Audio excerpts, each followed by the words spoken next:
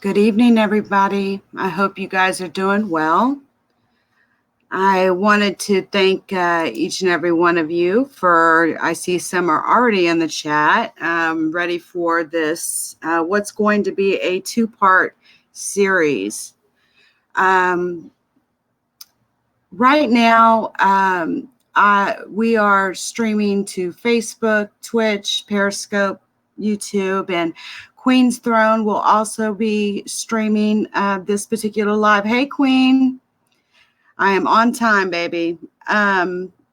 So the way that I want to do this is I am essentially going to bring you guys up to speed on the current status of the case regarding Emmanuel Thomas and his son, Blake Thomas. As some of you who follow me may know, and, before I even do that, just really quick, shout out to all of you in the chat. I really do appreciate each of you. I'm probably not going to be looking at the chat so much while I'm presenting the first part of this. But after I present the first part of this, I'm going to play for you guys an interview I did with Emmanuel. And the reason I'm going to play this for you is because I actually re-edited it. The first time I premiered it, I had some technical issues, so I've cleaned that up, but I wanted the quality to be better. And so thank you, Queen. So it's important to get this story out, and I wanted to give all of you an update as I do try to follow through on the various cases that I cover. And let me just go on camera really quick here. Sorry, I didn't even realize I wasn't on camera. I generally stay in tune with the cases that I do cover. And I have to admit, out of all of the cases that I have covered in the years that I've been blogging, Emmanuel Thomas's case is very close to my heart. It's definitely up there. Emmanuel Thomas is an activist. He is a Supreme General in the new Black Panther Party. He lost his son to gun violence in November of 2017. His son's name was Blake. And I went down to Houston, and it was for a variety of reasons, but the main reason I wanted to go down there was I wanted to meet with Emmanuel. And he allowed me to come into his home to meet with him. It was, I have to admit, by far the most interesting interview I've ever done, the most heartfelt interview I've ever done. Thank you, Queen, for the super chat. Salute to the royal family in the room and all of the LeakYou family, and all the truth terrorists that are in the room as well. And so interviewing Emmanuel, his family first off showed me such hospitality. It was amazing. It was by far the most deepest interview that I have ever did in my entire blogging career. We talked for hours. And there's still some things that we still need to talk and follow up with. And I know that Emmanuel is working on, planning on writing a book regarding this situation. And when that book is complete, I will be promoting that book.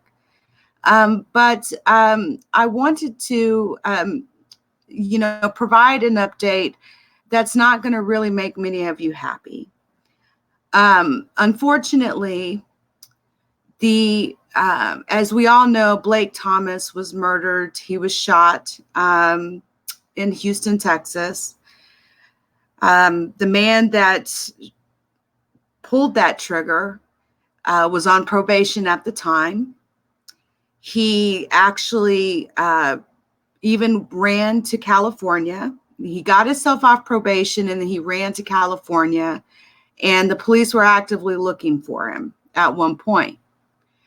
And when I tell you that Emmanuel Thomas is the epitome of a father who does not stop and who does not quit, This man made sure that everyone knew about his son's case.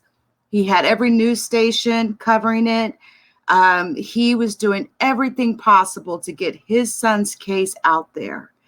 And, you know, Emmanuel used to be Quanell X's bodyguard. Emmanuel is a community activist in Houston. He helps a lot of people, and he doesn't always get paid for this help now. And he is by far, I kid you not, one of the most sincere people I've ever met in my life. And so, you know, Emmanuel, hold on, let me mute that. To be Quanell X's bodyguard. How'd that happen? Emmanuel is a community activist. Hold on. Sorry about that, guys. All right. Anyway, he has helped a lot of people. He was involved in the Malia Davis case. That's actually how I came to know him. And I also came to know him through Kokia. And, you know, him and Kokia have known each other since they were younger, etc. But I started seeing his story on Facebook, and it garnered my interest. He had lost his son, and I would see him doing videos. He would be at the graveyard placing flowers on his son's grave consistently. He would constantly make videos talking about, you know, the man that, you know, that killed his son. He would be at the courthouse. The man never quit. He never, ever quit. And it was by far, I've never seen anything like it. Like I've told him before, I could imagine myself being very adamant like that, but probably not many would do what he has done. And that is to make sure that the person that, you know, that murdered his son goes to jail for it. So just really quickly, I want to let you guys know, unfortunately, the murder charges were dismissed against the man that was accused of killing him, Brian Alfonso, or Denise Green. I don't know if I'm saying that portion of his name right. We're talking complete dismissal of the murder charges against his son. Emmanuel's son's body laid in outside, uncovered, for like 5+ hours. He had insect bites on him, and I'm not trying to be gruesome here, but this is what his father had to witness. He had to see these photos on social media, and he was in San Antonio when it all happened. Well, I'll let you, I'm going to let you hear him tell you what happened here in just a moment. But I want everybody to know something. I have started a GoFundMe for Emmanuel. And there's a reason for that. The reason for that is because Emmanuel, you know, Emmanuel works at a car wash. He you know, he washes people's cars, and you know, it's not like he has, you know, $1 million in the bank to be able to get in a plane and fly up to see his daughters. And I think, you know, when you watch this interview, you'll understand why I made this GoFundMe for Emmanuel. I just want, with all the tragedy that Emmanuel has suffered, and his family, of course, has suffered this tragedy too, including, you know, Blake's siblings. You know, Emmanuel needs an opportunity to bond, to come together with his children, and to bond with his children, especially after the dismissal of these murder charges just happened. And if you can donate $5, $10, $20 to this GoFundMe, which will, all donations will go directly to him. He didn't ask me to do this, by the way. I chose to do this. I wanted to do this. I will also be donating as well. I've talked to him, and all that he said that he wanted to do was just fly up there and take his kids to Six Flags and spend a few days with them to process this tragedy that has happened to all of them. And as many people as Emmanuel has helped, can't we not get him some help so that he can go up and see his daughters who live with their mother in a whole different state? I mean, he's raising children now, and he has, his other two daughters. I believe they're daughters, and I'm really hoping that all of us who watch these videos across all of these platforms will choose to go to this GoFundMe. I'm going to put the link in the chat here. I've been working on this for the last couple of days. And moderators, feel free to reshare that throughout the course of this live. It's also in the description of the video as well. I did not get a chance to post to Instagram because I've been editing the video, of course. But I just, I want Emmanuel to know that you are on my mind. I'm thinking of you. I love you very much, brother. And, I spoke with Queen. She's also streaming this live now. Thank you so much, Queen.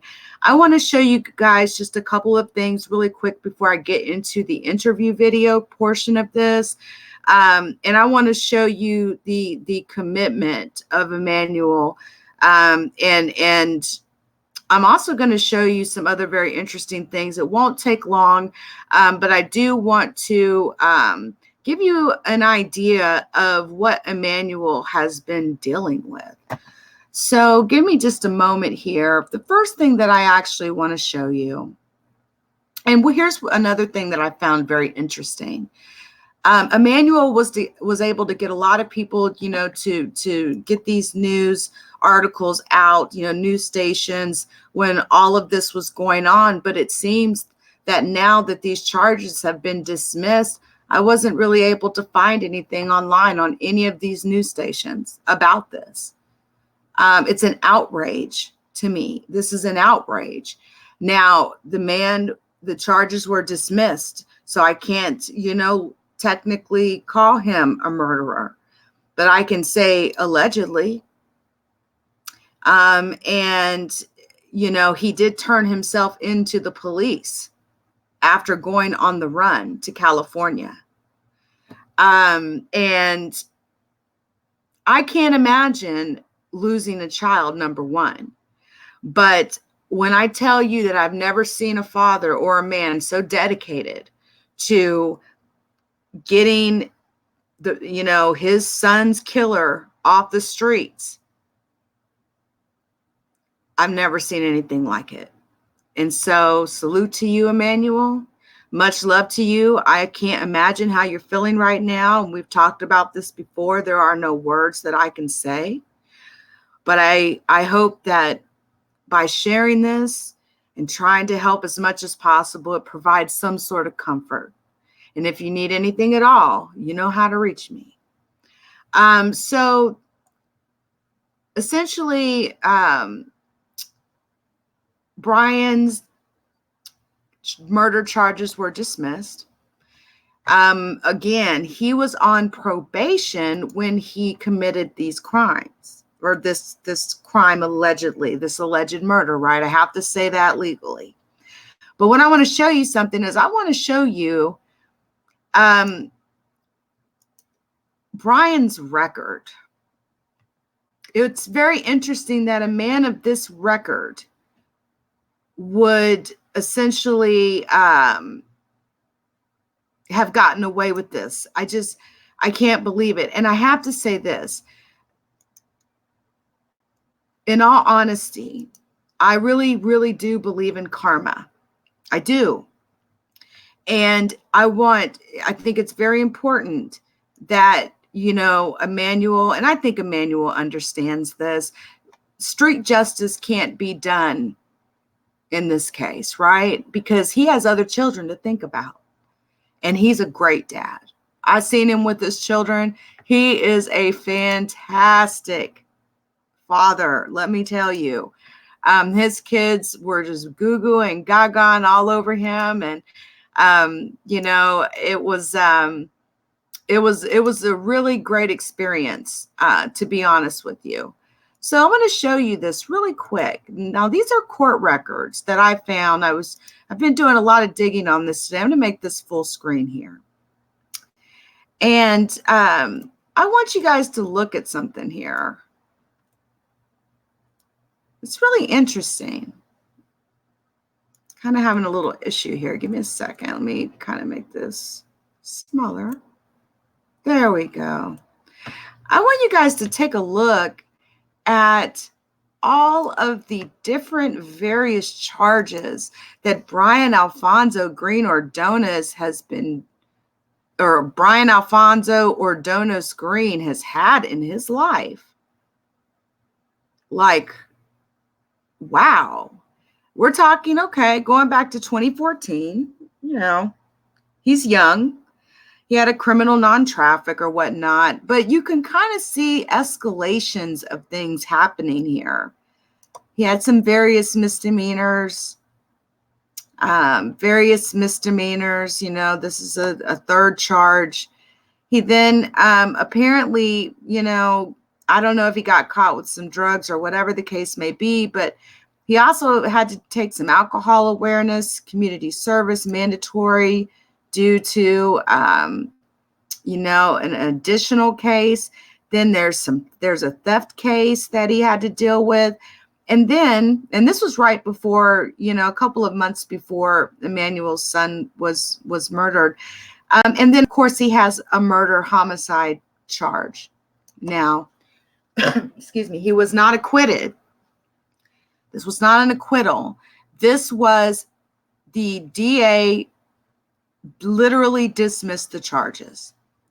Now, tomorrow at 9 o'clock, Queen Supreme and myself, we will be interviewing Emmanuel to talk about the latest information on this case. And so I'm going to reserve a lot of, you know, those sorts of questions for that time. But I did want to show you guys this because I thought it was pretty interesting that this man had so much, so many different charges like in the last few years. And I just thought that was like really, really starting to show like an escalation in his behavior. There's even like a reckless driving with possession of marijuana charge. And that's, you know, marijuana is marijuana, right? But, you know, there's just seems to be this escalation of things that are going on in his life. And then it escalated to, you know, to murder, allegedly. So really quick, there's just a few more things that I want to show you really quickly. Give me just a second here. Okay, just checking on something. I want to show you how committed that Emmanuel was in getting his son's killer off the streets. I want to show you just a simple search that I did in Google, right? And just look at this. Literally, look at this. He was so committed.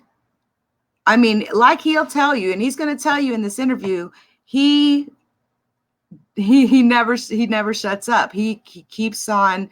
He doesn't let it go. He will not let it go. And he did not. And when I tell you that he had all of these news agencies making articles regarding, you know, the death of his son, the murder of his son, and it's not even just that.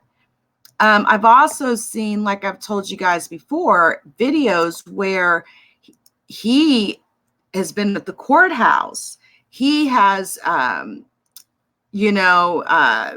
did quite a lot in regards to his son. And I'm actually I'm pulling up his videos right now. And I wanted to show you just really quickly a post that he had the other day when this happened.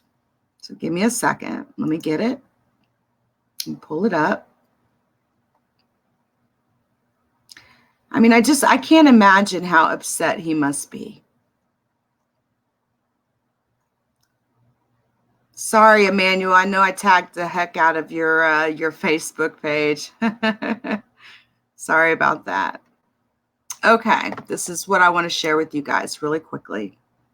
This is from Emmanuel's Facebook page, and I want to share this with you. And we'll talk to him more tomorrow. Let me make sure I grab the right one. All right. Perfect.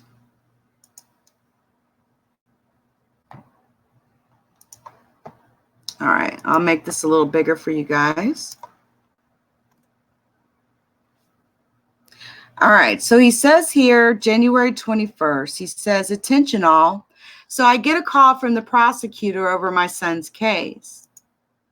And she told me that they are dropping charges and they have no evidence to charge anyone else. And also told me to stay away from the suspect as I spoke with him face to face in the last court date. So now I'm left with nothing. I can't stay here anymore.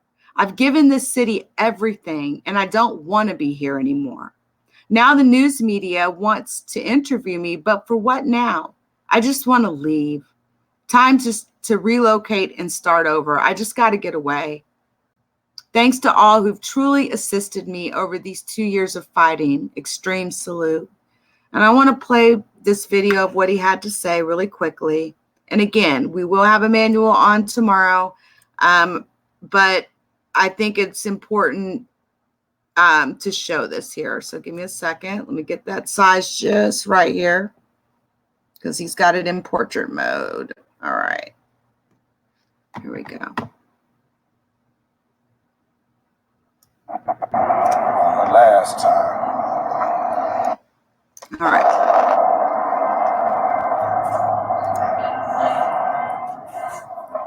You see, he has the son's shirt on. Craziest thing happened, y'all.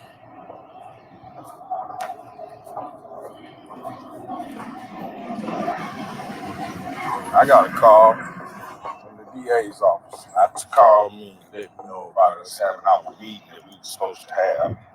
But instead, I was called and told to not approach the suspect in my son's case because I had approached him on the last time. So now they're telling me that they're going to dismiss the charges and they're not pushing forward with anything else. And they're leaving it as an open investigation, as they say. Not leaving any words with me, so I decided I'm going to go ahead and do this interview. Let's do the station. Hold on. How you doing? You? Thomas? How you doing? Doing all right?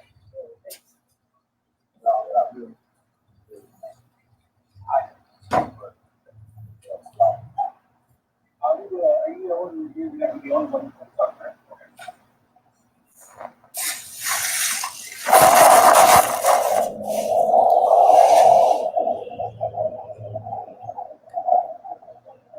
By any chance, you know which place it happened? We were there in the says you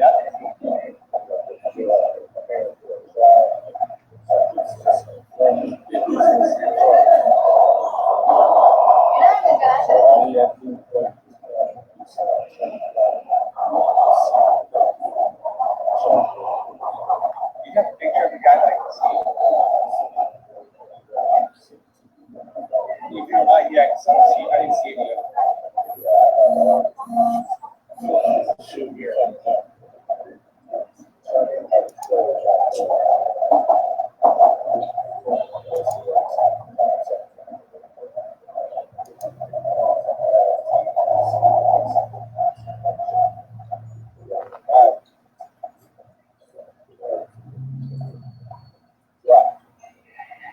So I just like so just take time and just got like 5 minutes.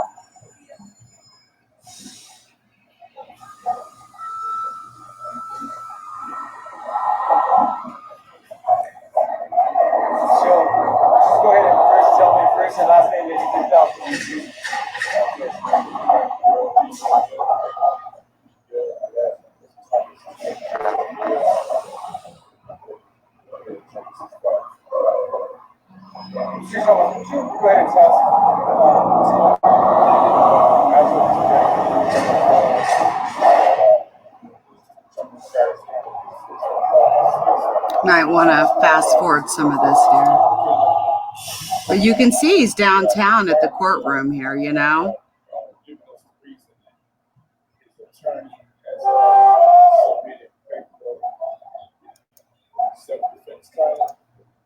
Based on they are all talking to each other about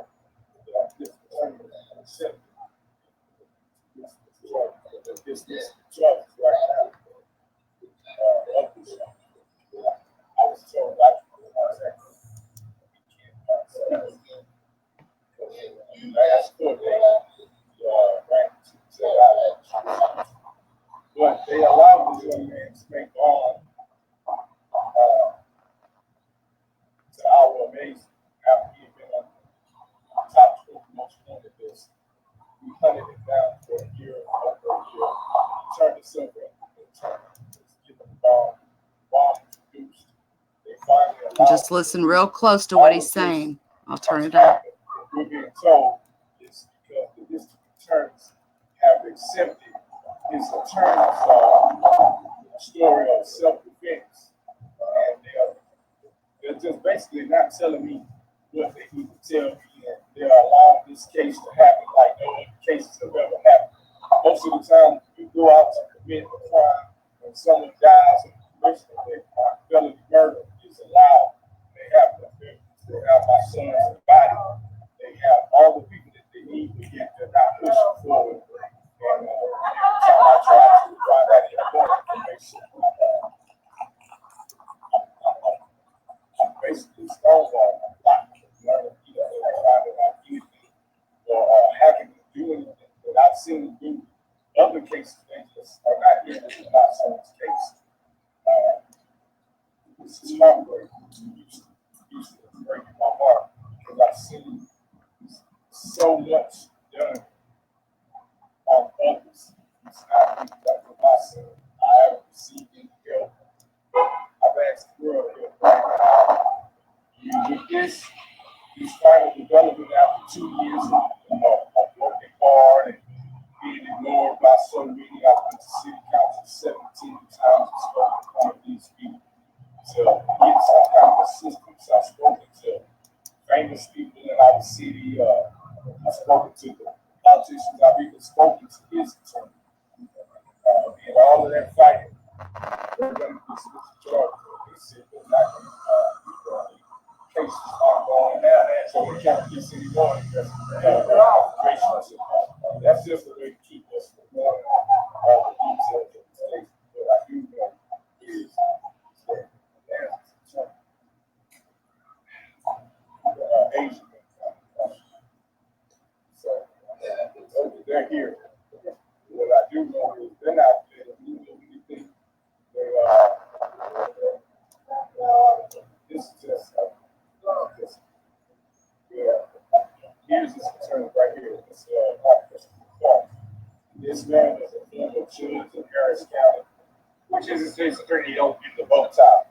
He was a former judge in Harris County. And my son was murdered. I tried to speak to others about this. They're not giving it. So, Uh-oh. how makes you feel about being makes you feel that this is going on? What makes you feel? So I'm going to stop that there because honestly, we'll get a chance to talk to Emmanuel tomorrow. Okay. And he's going to get a chance to tell us how he feels. But I want to go ahead and I just wanted to show you those few little things because we're going to have such a great opportunity to speak with him tomorrow, 9 o'clock, or I'm sorry, 7 p.m. CST, Central Standard Time.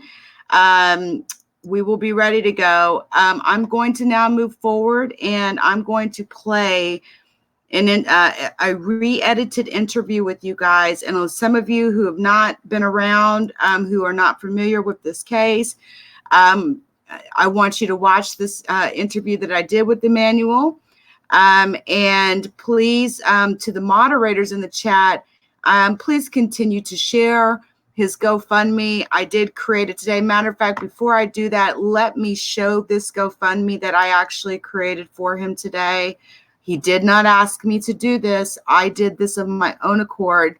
And also, I only get 30% of the super chats that come in, but any super chats that come in on today's live, I will be donating that to Emmanuel.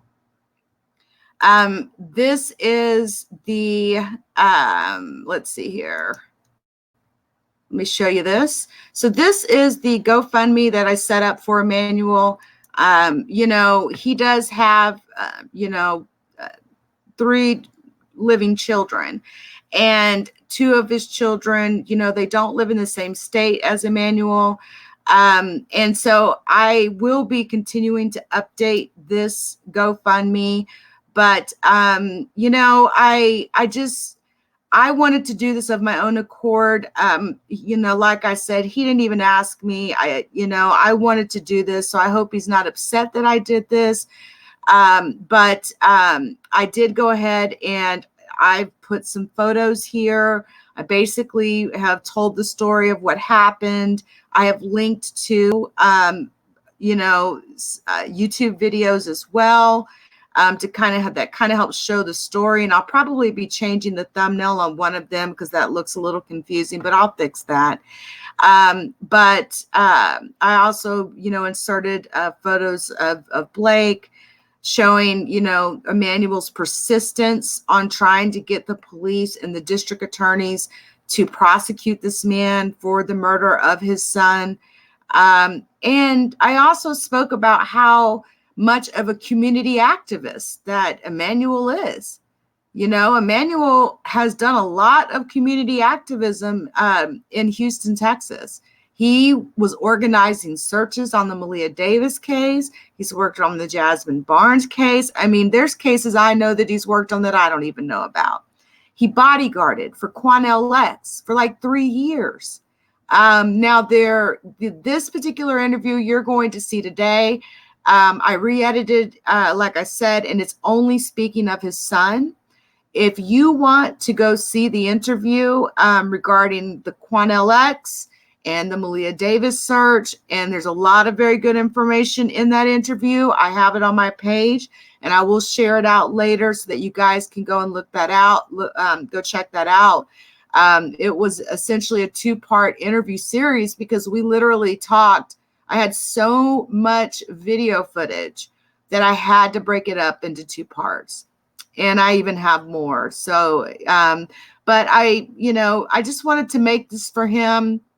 And I encourage all of you to please donate. All the man wants to do is go see his daughters, spend 4 or 5 days with them, along with his other, baby girl and his family, and process what has happened, to process this,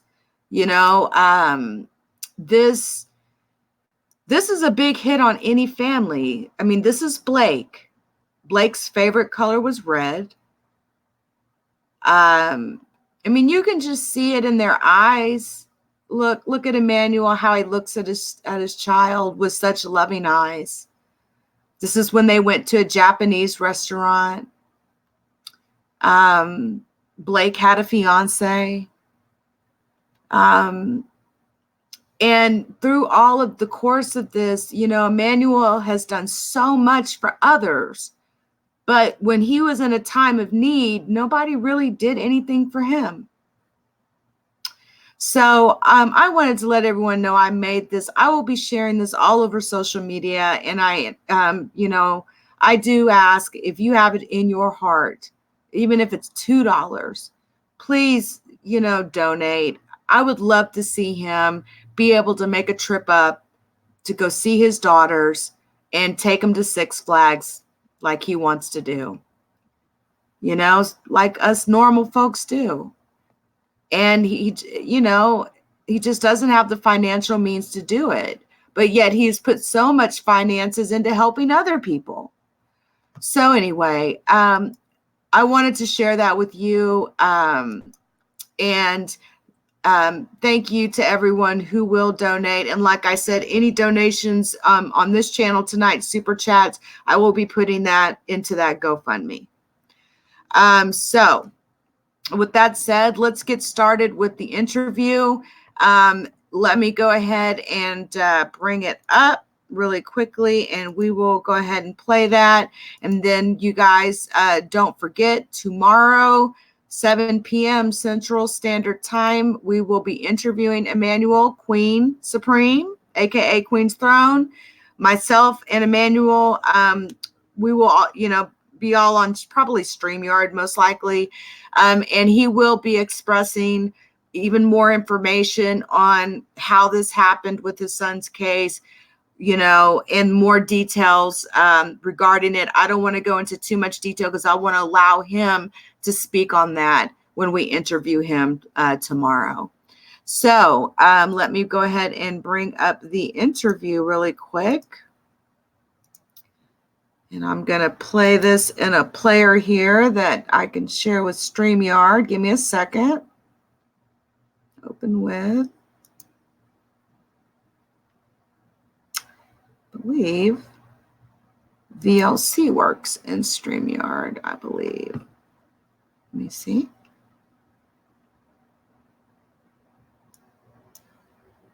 All right, give me a second and let me share this out. And we're going to make sure we've got audio. And if we do have any, actually, no, VLC does not work. Okay, I've got another program I'm going to have to play it in. That's okay. That's okay. Do it in Windows Media Player. Some programs do not work in StreamYard, unfortunately. They won't show up as a window that you can share. So, give me just a sec here. I'm going to close VLC down. Okay, bring up Windows Media Player. All right. And what I will end up doing is I will end up uploading this interview since I did re-edit it. And the audio is a lot better. There's still some audio issues, but it's a much better, you know, video from the first one. And I'll upload it separately later on. So here we go, guys. And stay tuned. This is a very interesting and heartfelt interview. Thank you, guys.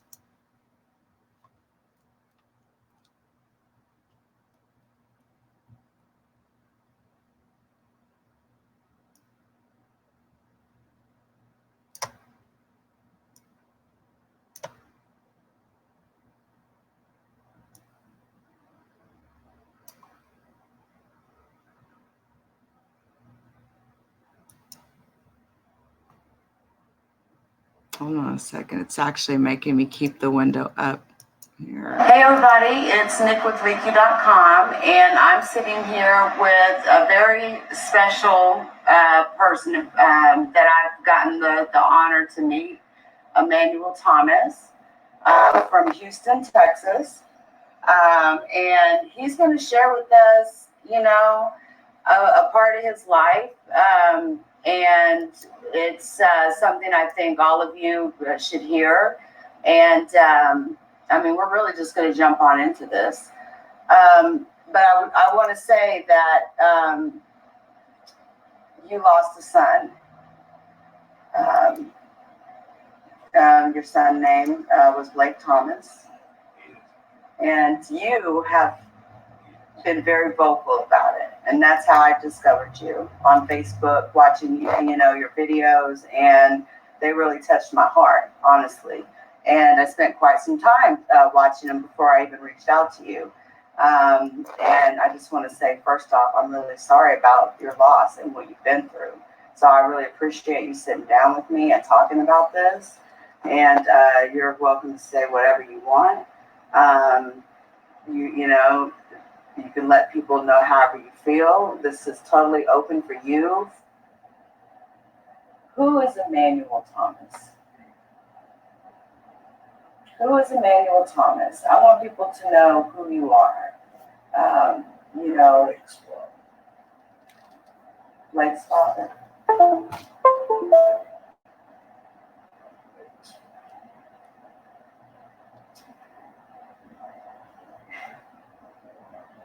I've seen you with your children, and you're a great father. You're an amazing father. I have never seen anyone fight and talk and speak about losing a child the way I've seen it with you. And it touched my heart. And that's why I reached out to you, to talk to you. And you were willing to do it. And I'm really honored that you chose me. And I appreciate that. And I just want you to know that. And so you're Blake's father. You're the father of a beautiful young man, a handsome young man, not beautiful, a handsome young man, by the way, which I will be showing a photo, with some photos of him. The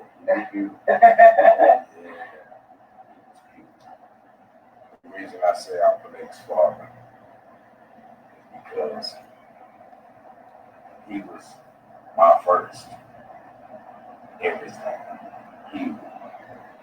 He is my first everything.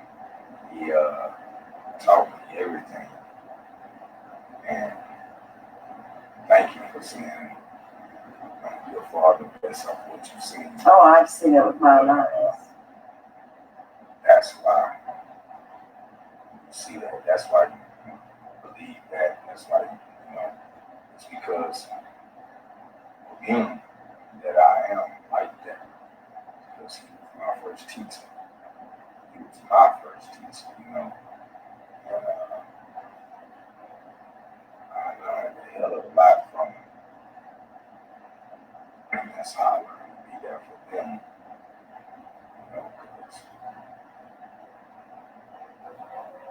I'm really sorry about your loss. I want you to know really, I know people mean good when they say that. We've been taught to say that, I'm sorry for How your loss. does it make you feel when someone says that? Okay. Because I gained a son. A lot of people live their whole lives and will never have a child, and let alone the same that they are. There's so many women that want to have a daughter, and they want to see themselves again. So many men that want to have a son, to see yourself again. It's just a thing that we have amongst the sexes of a secret, wish we all want, but we're making ourselves just to have the same thing. And so my first ever child, I always said, I want to have a boy. I'm going to treat my boy like they didn't treat me. I'm going to let him be tough on me. I'm going to back him up for real. Because I know it's going to be me. So I wanted somebody to just really back me up. If I was wrong or right, just back me up, and I would be good. I got it to a degree. So, of course, when I was thinking about the possibility of one day having children, I always like that. I want my first to be something. I want to be a king, and I need a boy to lead me off, because I know I'll have others. And I want my first to be a son. I was always like, I'm going to name him Junior. He's going to be Junior. Oh, yeah, he's going to be Junior. And so when I found out I was having a boy, I went to the doctor, got the sonogram. I ran all up and down those roads, showing everybody the dick. I was like, He got a big one. I'm like, he bad. I'm bad. I think I put it in their face. I'm dancing with folks. See, girl, he got all of that. They like, what you got? We're not having a fun. The joy. I was happy so much joy. I was like, I got what I wanted. Yeah. You know, I was always thinking like, he might look kind of freaky because I got a big head. And you know, I'll be like, man, I hope that I get a pretty woman. So I don't give it no bad looks. Right. You know what I'm saying? I'm like, man, you know, I be thinking women like me out of sympathy, you know what I'm saying? Like, oh, he got a sweet attitude. Yeah. But he got a big old head. So I be like, I don't want to get my baby my big old head. I want him to have some dashing looks. Yeah. You know how they say it in the books, dashing. Yes. You know, women to be like, wow, he's handsome. I want him to be taller than me. I'm like, because I always want to be a little taller. So if he come on, I want him to be taller. These were all thoughts going through your head all through those the pregnancy. That I wanted. No, all those things I wanted when I was young to be my child. So when she got pregnant and she had him, he fulfilled everything that I had wanted. Oh. So I was just like, man, this was up. And he was way better than I thought I was going to get. Like, he was like what they call the Gerber baby. You know, the Gerber babies just look like they're perfect. Yeah. Their faces is, you know, some babies, you know, one eye be a little off, the other eye, you know all the different deformities. But they're all beautiful in their own. But, you know, there are some babies that the symmetrics line up perfect and you know, make them into the TV babies. And, you know, I always would see those little Gerber foods and be like, man, I don't know, this little fat baby like that. Yeah. He was, man. He was just like very photogenic. He could smile and you gotta smile at him. You gotta smile. He'd be like, what you laughing at? What's funny? Oh my gosh. What was he like as a kid?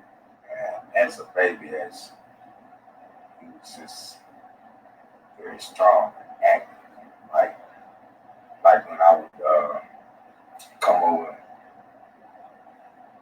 in the afternoons, check on him, he just wanted to run and show me stuff. Yeah. You know, and his mama, you know, she'd be like, he need to stop all that running through this house. And he don't listen. I'm like, oh, that's mama, but don't worry about it.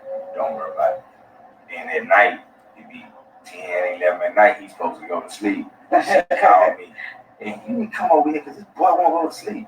I come from off the cut, come in the house, he see me, he ran to the room, come back in there. I sit down, he come in there. Come on, man, grab him. Mama like, he want to show you the room. I'm like, I know what he want. What you want? Come on. Take me in his room, we play in the bed, right back. Then He's out there. that's perfect. He wasn't no crying baby. He wasn't no whining kid. He was like fun. Like he don't even know I've been gone out there. You act like you just seen me. Yeah. You know, like you just happy.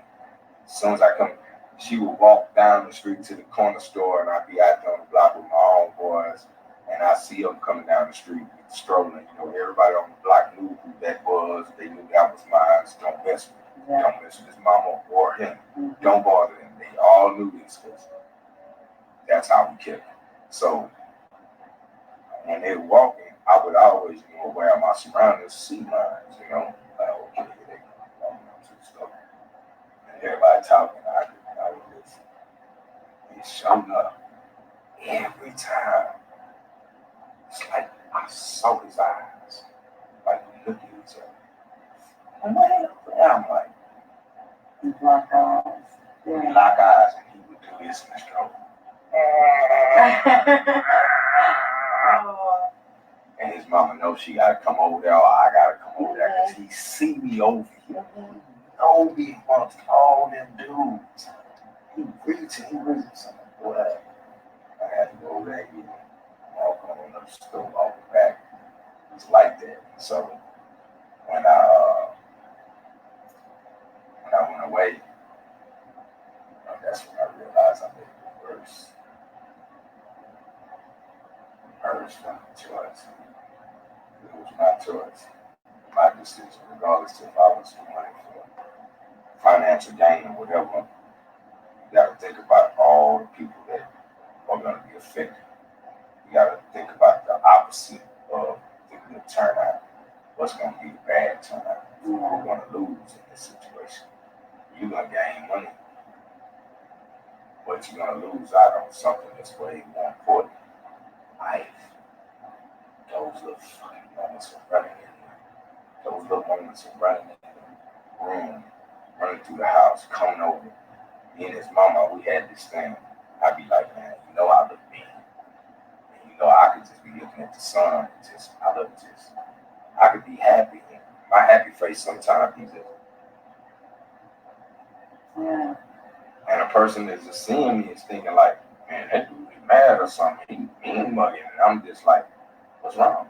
And they like, so it's kind of like that cute thing, you know what I'm saying? My pop always like that. If everybody see my papa, he look like he always doing this. So I had that look, and so I know that babies reflect what you give them.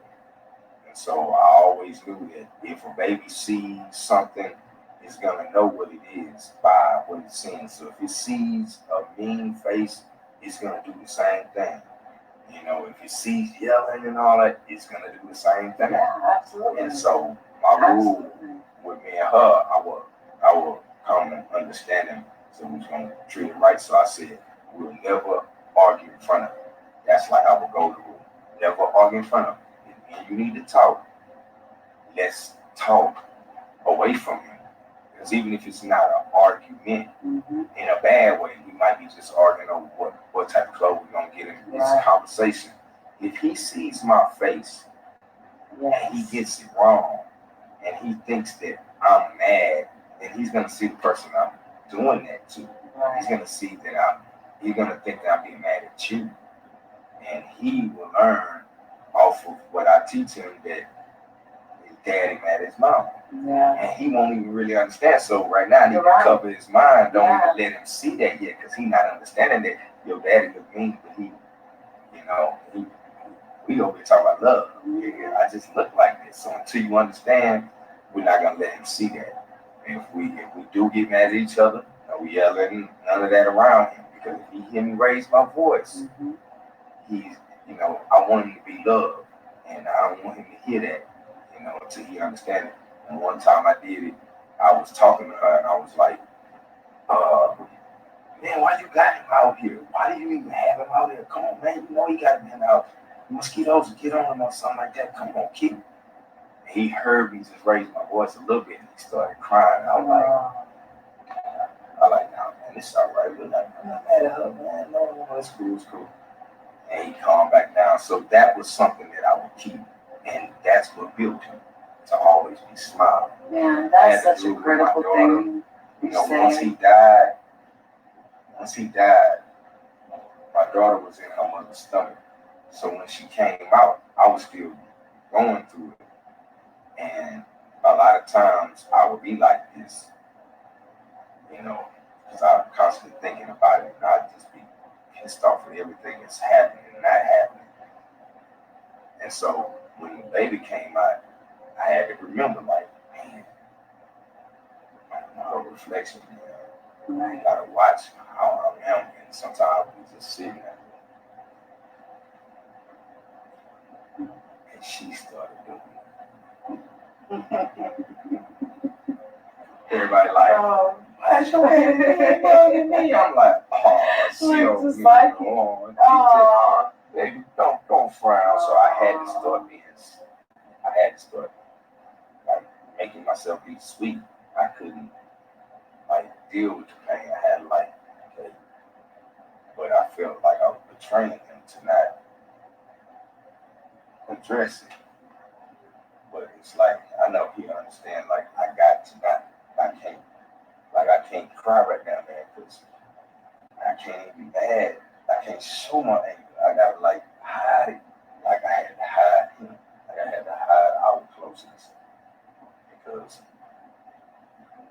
affect other people. You know, Right. jealousy is mama, why you so close to my dad? It's supposed to be. Right. We got a world full of people that get mad at that stuff. Right. And you get your dad. He's supposed to. And your mama, she's supposed to. Even if man, you ain't cool, we should still love what you got. I mean, what he has. You know, come on, y'all, we gotta get out of that stuff because it's hurting our baby. I'm so glad So you're I bringing gotta it up. hide my relationship with him. Yeah. But it was that, and so another situation. And so I was like, with her, you know, I gotta play.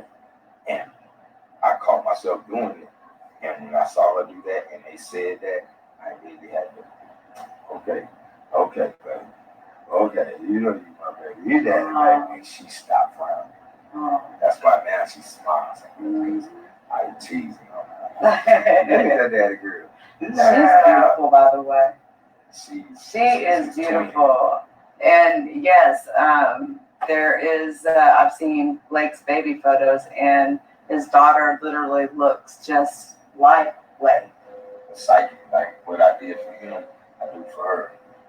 And so, same way I handle him is the way I have to handle her. And it shows, you know, because now she's not, you know, frowning as much. She's smiling more. She's laughing more like a baby's supposed to. You know, it's not her fault he passed away.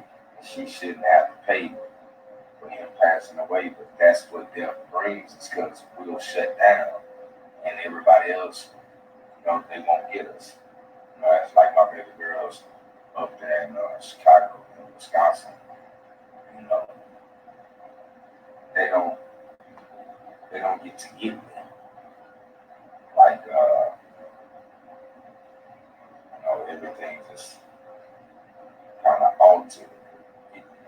It did alter because all my plans I had of us all together. Basically, what you're saying is when this happened, your life completely changed. It stopped. And you know, you hear that in movies. You've seen other people. I help a lot of people like that. So I've seen them and I've heard them and I know it's true with them. I just never experienced it. Right. So I didn't have a reason to stop. Right. And I didn't have a reason to push myself through a stop. You know, I could help others get through theirs with my condolence words, but that's it. But for me to experience it myself, when you really don't want to go, not that you don't want to live, but I'll say as far as me, I didn't want to live because I felt like I failed him. Because I brought him into this world and he didn't get to live out what I felt he was supposed to live out. And so I felt like I didn't have a right to still be here. Wow. So I was willing, you know, for me to go too, you know. I left my only son. So I don't deserve to be here. So I didn't want to do nothing nice, no fun. I don't want to have no fun. I don't even want to have relations. So I'm not bringing no more children into this bullshit. I mean, into this existence for them to be took out like that, man. And this is the pain that you went through after this happened. I didn't want to be there no more. Right. Like I didn't want him to be in a box and I'm up here walking around. Like everything he do is my responsibility. So I didn't want that. I felt like I slipped. I didn't get there. I didn't save him. So I didn't have the right to keep on continuing living life and enjoying life. Before he passed, I was living and loving and enjoying it and planning for all of them to get together, events and all the stuff we got planned for the rest of our lives. And when he gone, that stops everything. Like the plans don't work no more without him. And that's how it made life. It made life like, well, yeah, we was gonna go to the beach with everybody. There is no more everybody, so we're not going to the beach. You know, that's how it felt. But then I had to check myself, like they don't deserve it, and that's what the hard part is that you don't want to be here, but you have others you have to be here for. If I leave y'all, then I'm gonna cause some trauma to y'all mentally. already trying to lose him and lose daddy too. And we all out here, and I had a bunch of girls. So I'm really not gonna lose my girls. So I was in a position like, man, that is real throw hand to throw to me, man. I mean, that's a real, like, you want to go, but you can't. You ain't gonna leave them. So you're gonna deal with it. Yeah, you're gonna deal with it the worst way because you know you can't. No, leave with my girls. Nope. And that makes you feel like betraying them. It's like you over here, like, you don't come here with me. You're gonna leave me alone. So you're not gonna leave them. Then you're gonna leave me. Neither one of us deserve it. That's the mental things you're fighting. I was fighting, and I still fighting.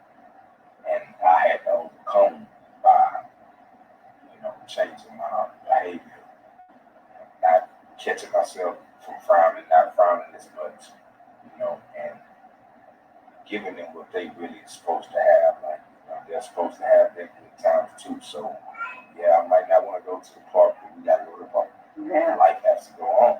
They have to get good memories too. I'm just going to have to deal with it. And I'm going to have to deal with it so well that others don't see it.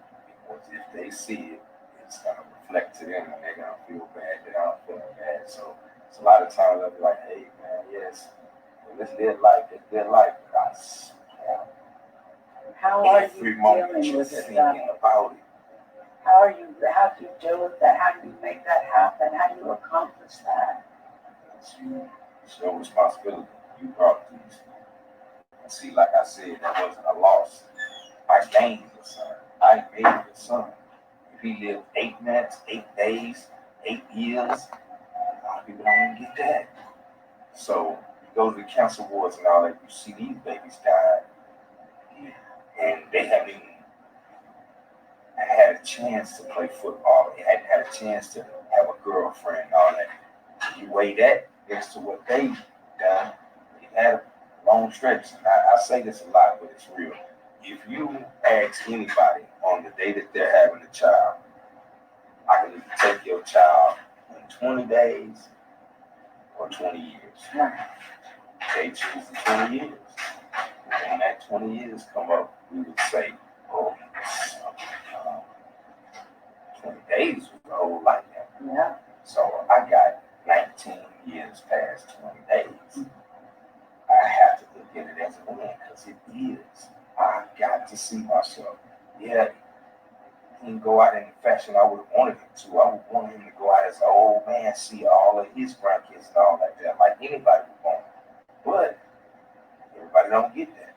And I'm no different than nobody else. Others can't lose their children, and I'm just unable to lose mine. I'm capable of losing mine like anybody else. If they can go through the grief, I gotta go through the grief too. And I realized after that happened, I thought about all the people in my life that had lost somebody. And I was like, oh man, I had to do that. And Are you comfortable talking about the death of your son a little bit? All right. Yeah, and the reason I am is because he can't talk for himself. So I don't have no choice. I have to speak everything that he can say. Think about it. You were in that grave. You knew everything that happened to you. You could telepathically communicate that you would want the person that you're reaching to tell the stuff. that's true. Don't leave nothing out. No, he's involved too. He's involved too. He's involved too. Because I know that my viewers that are watching this right now are thinking that. Take us back to the day that your son passed away. Well, it was a special day because November 5th is my mother's birthday. And this was her first grandchild. First, everybody thought I would have a baby. But they said I would be missing. I liked women. That's all it was. So they knew I would have a baby. And I ended up having the first baby.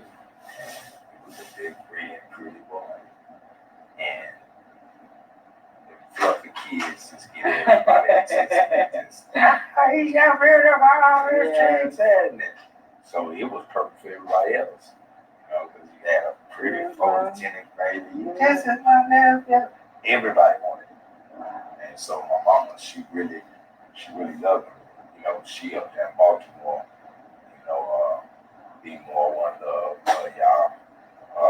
Yeah, shout out to Baltimore. Really, I was born out there myself. I love it. And I went down there, man. I swear I gotta go back, man. Yeah. I love it, man, but it's real up there. But she, you know, she lives up there. She had a house up there, and she would bring him up there all the time. Wow. Like From here? Yeah, from Houston. She would climb up there. Their grandma, and that's why I was mad at people for lying and saying what they said and steal his money. You know, lied to other people that didn't know. You know, when people will take advantage during a funeral and say, "Man, nobody ever helped me. Can you help me? Give me some money." And people, nobody ever helped you. We just buried the baby. Oh, that's so wrong. Here, get the money. That's what they did because too much stuff my family did for him, and I'm so happy because they spoiled him. Yes, your man, beyond belief at all. I was like, no, I ain't never got nothing like that. Yeah, You know, when you have grandkids, it's different though. Oh, Lord, having grandkids is totally different. Y'all spoiled the grandkids. Yes. Anybody that had grandkids, y'all know y'all spoiled. I know, I have one myself, and it is different. He was able to do everything I could do. Exactly. When I was little, I got in that basket. You whooped my butt. Yes. You take a picture of it. Really? Oh, he's so cute. Oh, That's my black. that's it. He You could can't have do no what he wrong. wanted. No wrong. He had free range, and then he was a good boy. He was a man, boy. He wasn't no weak little push around. He was kind of, yeah, Daddy, I'm protecting him all. I got it, Nana. I'll take it, Nana. I'll do it, Nana. He in the water. Yeah. So she loved that. Yeah. All coming, man. They were taking my dad. He used to be like the entertainer for his nieces. Oh, really? His cousins, my nieces. Gotcha. And so, you know, he would make snow angels, Wow. all that type of stuff. So you see in the movies, he would do that. And man, it made me feel so good that everybody was blessing him. My sisters, my brothers, because none of them had kids. Yes. So Blake was, my brother got a big tattoo. Everybody. Wow. He was muscle. Yes. Taking him everywhere. He taking him, doing whatever he want. My other sisters, you know what I'm saying? My sister, she's a coach at a college, Coppin State. She was a coach there, and she would have him up there at the college. And you know, college is nothing but college kids, Coppin State. You know what I'm saying? That's soul land. You know what I'm saying? So they loving on the black king. They loving on him. You know. Yes. You know? So everybody just, you know, he just attracted love, and he had a good spirit. Like, yeah. So he got spoiled. This coach like this coach like that. Track player like that. Track member like everybody just blank. He was getting it, and I loved it. Everybody gave him so much, just blessed his game beyond belief, and I was happy. And that's why I said it wasn't a loss. It was a game, because if I had to go back in life and they told me, well, you can have him forever, but he won't get none of the stuff he got before, I wouldn't redo it. And that was perfect. That's why I get mad when anybody lies on all those people that did it, because you're lying on my mama, my daddy, his cousins, his brothers, my brothers and sisters. I mean, you know, my brothers and sisters, his uncles and aunties. You're lying on his teachers. You're lying on the people that, you know, lived around him, the neighbors that loved him, because everybody liked him and would do anything for him. So for anybody to take the credit and say solely they did all that, that's not right. I didn't even take the credit. So everything I've done, down to the headstone, I ask everybody else, how do y'all feel about it? Man, there's no son, don't worry about it. No, but he's your cousin. You loved him, didn't you? Every time you saw him, Get them anything you want. Yeah. What are you talking? You love them too, so you gotta say in this too, man. Right. That's how you're supposed to do it. You know? And so regardless if others didn't do it like that, I'm his dad. I have a responsibility for myself. So that's what I showed. And so all the stuff that they did, all those things, man, just can't throw that away, man. You not behind money, man, because when you do that, what they did was they caused so much confusion that his story couldn't be told right. So let's talk about this a little bit. But yeah, November 5th, I'm sorry. Oh no, you're fine. You're fine. Because I want to get back to that too, because I think it happened. It's my mother's birthday. That's what when I was in Tanzania. No, that's okay. We're gonna get back to that. Yeah, it was my mother's birthday that morning, and as I told you, I normally talk on Al Sharpton's show and on the local show, Sunday Morning Lives, and this was a special Sunday. You did a show for like several years. Yeah, I've done those shows for years. I talked on Al Sharpton for like 2 years. I told you he don't like people, right? He let me, and but I stopped recently, and my Houston station on some Magic 102, I've talked on that for about close to 5 years. Sunday Morning Live, everybody knows me. That's Brother Emmanuel. And so that morning I was going to use the radio waves that I speak to everybody and talk about different topics. I was going to use that to honor my mother, like I do every year. I have dedications on the radio to her every year. It was her birthday, but that morning, I told you we had planned on going to a three-day vacation to San Antonio to the Riverwalk. My family wanted me to stop helping everybody and just take a vacation, relax a little bit. Yeah. And I didn't want to, but I was being forced, so I did it. And yeah, so that morning we were planning on going to San Antonio. It's my mother's birthday. And when I came outside, as soon as I walked outside, I hit my stairs. I heard 2 gunshots. I remember looking in that direction. And I looked down, at the bottom of my stairs, my lieutenant was down there because we do patrols every morning. So they, be right there in position waiting for me to come out. Right. So he was right there, and I'm like, yeah. And he said, yeah. I was like, you said it was in the morning? It was in the morning. It was about 9:50 in the morning. It was right before 10 o'clock. And I was like, ain't no firecrackers. And I hope nobody on dumb shit. Right. And I was just about to come on, let's go over and check it, like we normally do. And I thought about it damn, I'm gonna go out. If I say it right now, they're gonna trip out you just don't want to go. But I'm like, man, you just heard the gunshots. I gotta go and check them out. Yeah. That's how we've been doing. Yeah. That's how we stop problems. So that day, I left it to my lieutenant. I was like, I gotta go, man. You go check it out. Make sure it ain't nothing but nobody just playing with their guns. Right. Make sure it ain't nothing. If it is, handle it, man. I got it. So we went, and I turned my phone off so that nobody could call me, so that I wouldn't be bothered. People call me for all types of problems, and I'd be helping, and that'll lead into something.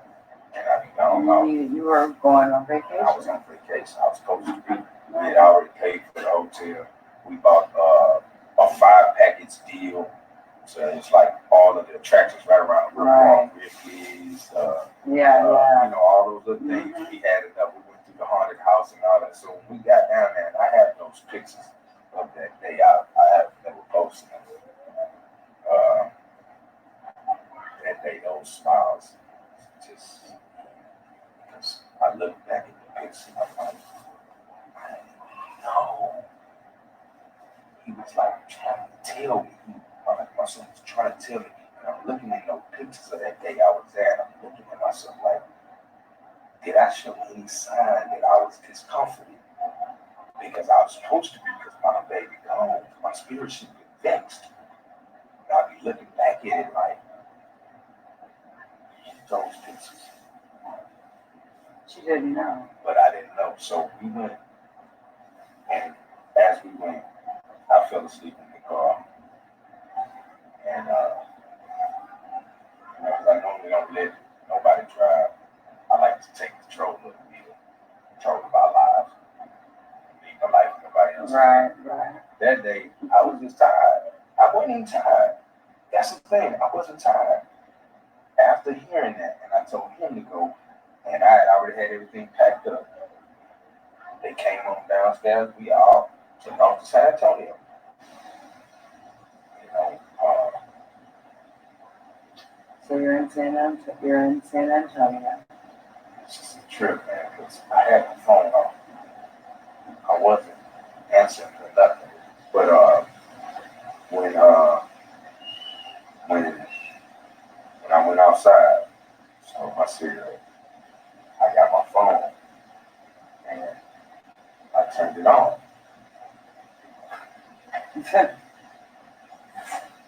First, as soon as the phone came back on, I'm like, and it's my son's Beyonce's mother.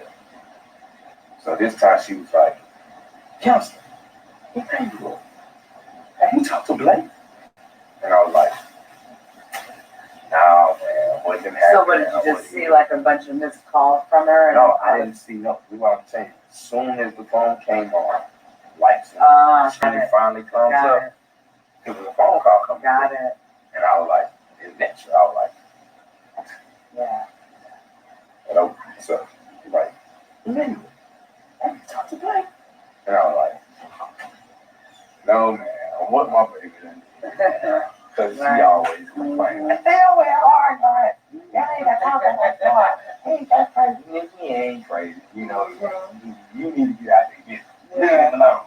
How am I getting there? So I'm thinking there's another one in the car. Right. You feel what I'm saying? I'm like, oh, man, what my boy can get down this out thing happened. Now, that's shot. Now he at the hospital. And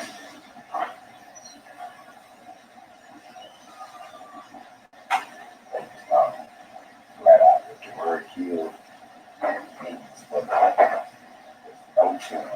It's over. Oh, done. You can't do shit. Say you can't. It's done. If he had, if they can call me sick, I'll put this in the hospital. I'll heal it. I'll make him get through that. He can't. Yeah, he would have. And no time. Guaranteed before I left Houston. My baby was gone. Before I left that home, he was gone. I heard them shots.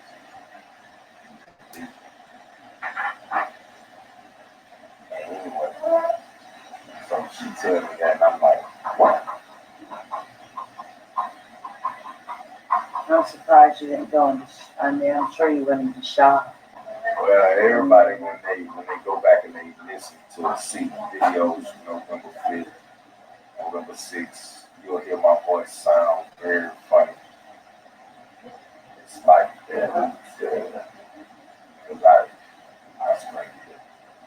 This guy, I yelled. I like,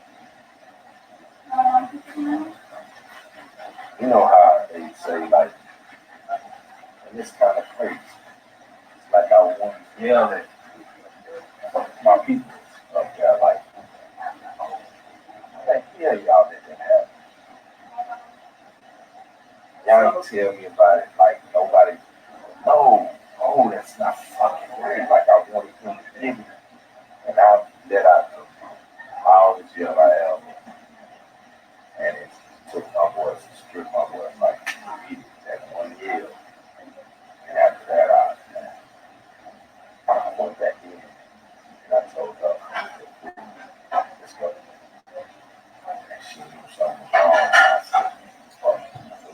Wait a minute. Do you know any details at all at this point?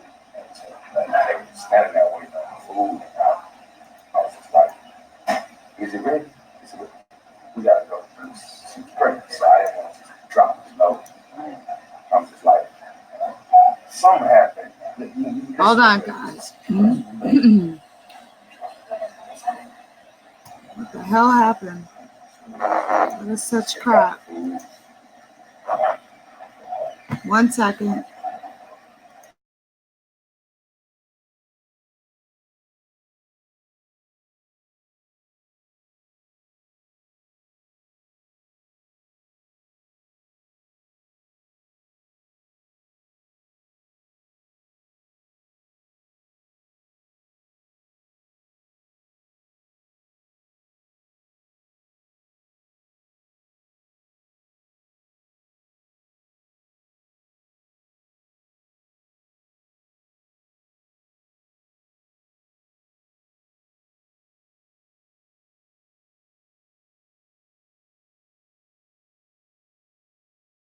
Okay, I am not sure what happened there. That was really, really weird. But stand by. I will restart it at the same spot. That was really strange. It seems like every time I try to play this video, I have technical issues, but at least the quality is much better than before. So let me redo this here. That was really weird. Hold on a second. And I will start it off where it was.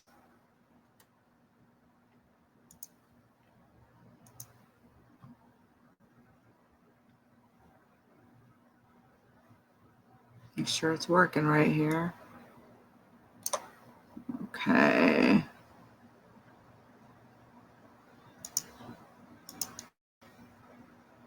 Okay, there we go. That was weird. 1 second. 1 second. I don't know how long we've been streaming. 1:22. Okay. All right. I got you guys. Hey everybody, it's Nick with LeakYou.com, and I'm sitting here with a very special. That you would come to me. So that statement y'all made to the cops, that's when I knew it was more than that. For y'all don't lie. Yeah. If my son was really doing something that's threatening you, tell the truth about it. Right. But you saying you don't know his friend, that's a lie in itself that tells me y'all are in it for more than what we see. So he lied to the cops and said he was there to pick up some weed. And when you say drugs of any kind in a situation, that makes the laws not work on it. Deal with that. That's what I do. I'm not leaving that. I'm going to be here for people.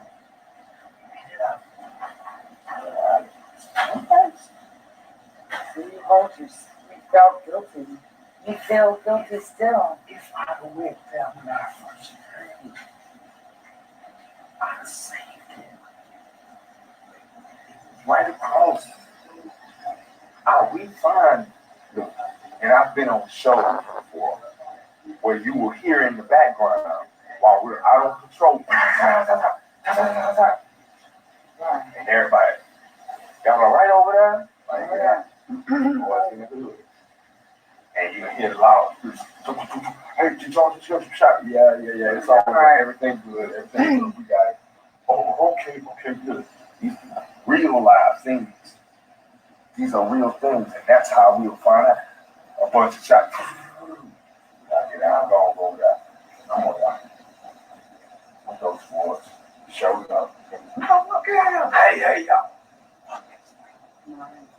That's the only way, you can do it. We run up to them to stop up before they get to that. And that lots is where we get there, it's too late.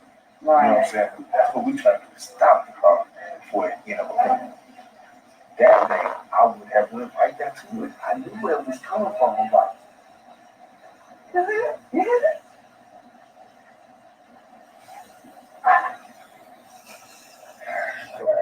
Because people want to know what happened and Did the person get captured? When I made it back and I found out everything, basically the guy got caught on camera, but they were not able to pick him up, and they didn't try to pick him up later. But the guy came over to the apartments. My son was with his friend, and his friend was coming to meet with the guy. My son was just supposed to, be with his own boy, and we got over there. Whatever happened between the friend and the boy that killed my son in the car led to my son being killed. He was outside of the car. He was just the person's there with you. His friend and the guy were in the car. They were having a problem, and the problem spilled over to my son outside of the car. And that's why, when I found out that the guy shot my son twice, 2 times is overkill. You know when you shoot, it ain't an accidental shot, it ain't a self-defense shot. Self-defense shot is one shot you can run 3 feet away from. 2 shots in a specific area, partnership. And they shot him in his chest twice from the car. And yeah, it took him 9 months, so I kept calling, trying to talk to the detective. I got him in his house recorded. I was asking about the information he was telling me that wasn't real. So they were caught on camera. Yeah, the little dude, but they caught him leaving on camera. Right. And did they know a name? Yeah, his friend told him, I was here to meet Brian. I found something on that screen. He told him, well, the friend lied first and said he was there to meet this white dude named Travis. Mm-hmm. And this guy shows up. Gotcha. So if this guy shows up, you waiting on a white dude, why would you go to a black dude's car? And the police knew about this man's name. Yeah, the first day. They had the friend. The friend told him everything. He was like, man, I was here to meet this guy. And this guy showed up. He acted like he didn't know the guy. And the phone record showed that the guy had texted him 5 minutes before they made it there. Okay. So if you don't know him, why did he text him? Do you know what he texted him? His text was, I'm here. Where are y'all? As I say, I'm here means you know the location you're supposed to be at. And you know you're supposed to be meeting someone. And then where are y'all? And y'all is plural. That's correct. So that means you knew it was more than one person that you were coming to meet. So that statement y'all made to the cops, that's when I knew it was more than that. For why y'all don't lie. Yeah.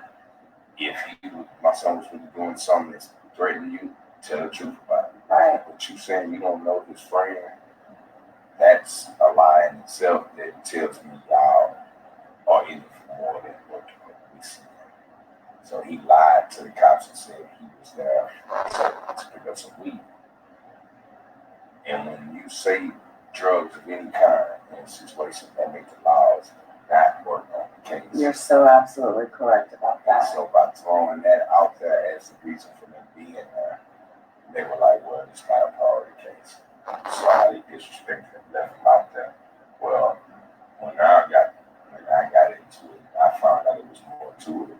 That's when I kept pressing the issue like, hey man, it's more to it. Y'all need to present this evidence. Now you said they left him out there and disrespected him. 5 hours, uncovered, the insects, everything infested his body. The sun beating down on him. And the reason he was uncovered is because the people that were out there, once he got shot while he was there, they tried to help him. They turned him over, took his shirt off. There was a nurse just getting off of her shift. And she brought her breathing machine, a portable breathing machine she has out there. And she put it on him. And they had him stable. And they say, the cops showed up and told him to back away, stepped away from him. And they say they all got mad, because they saw him pass away. They saw him, leave that. Nobody was there to help, pressure, none of that. And it was ironic because on his birthday, I do a little memorial at that spot. The day I was out there for his birthday, Hispanic dude pulled up and he was like, "Hey man, I saw your interview on the news last year after this happened." He was like, "It's his birthday, right?"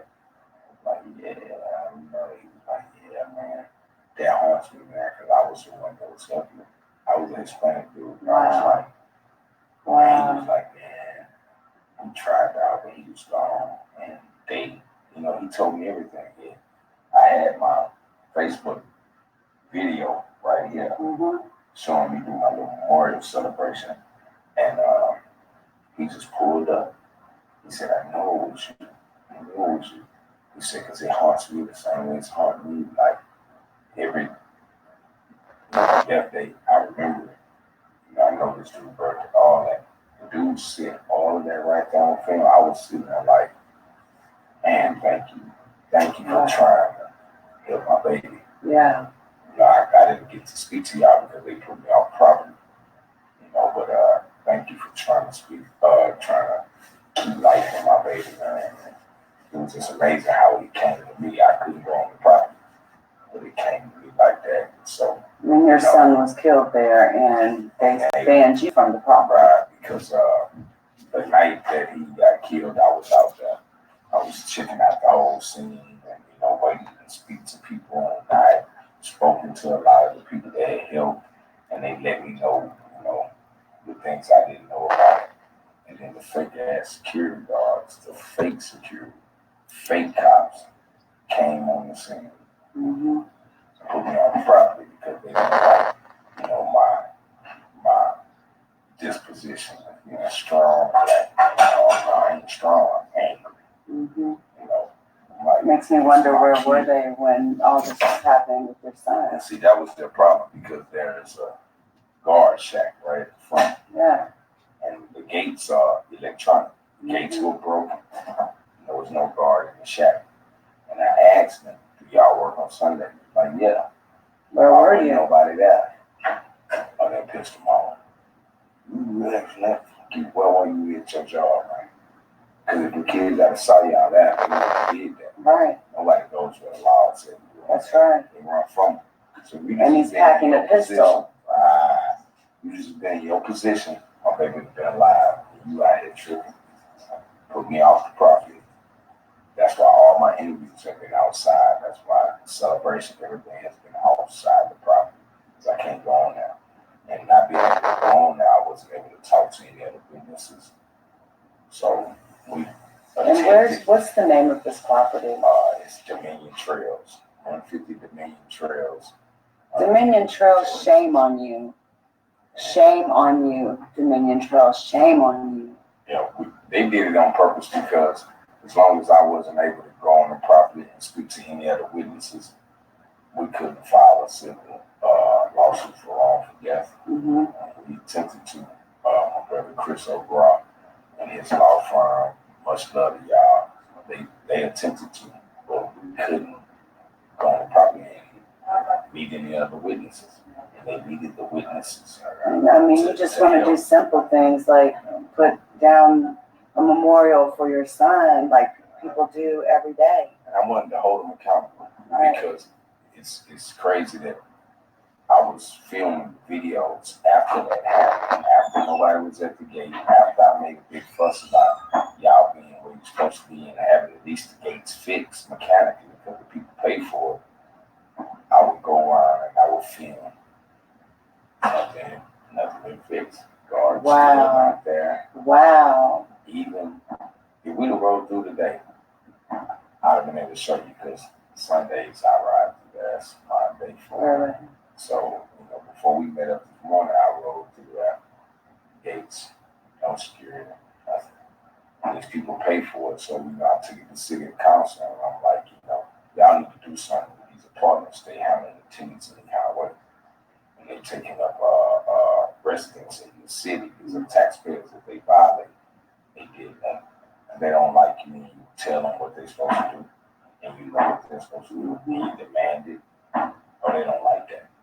When you make them work for you. But they do work for you. That's right. And, you know, they are just like, well, we can't do anything. It's jurisdiction. As I told them, the sheriffs work with the police. The police work with the sheriffs. If it was one of y'all people, y'all would work together. That's right. So don't do that, man. Do this, man, for everybody. Ignore me as they do a lot. So, you know. You said for 9 months you hounded this detective. Yeah, I called him, and you know, as I told him on there, I'm like, dude, I'm recording you. You should be recording me, but I'm recording you. I know everything you told me.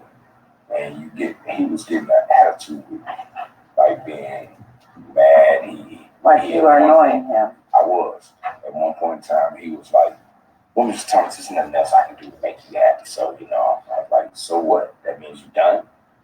Or just trying to hang up on me? I'm pissing you off.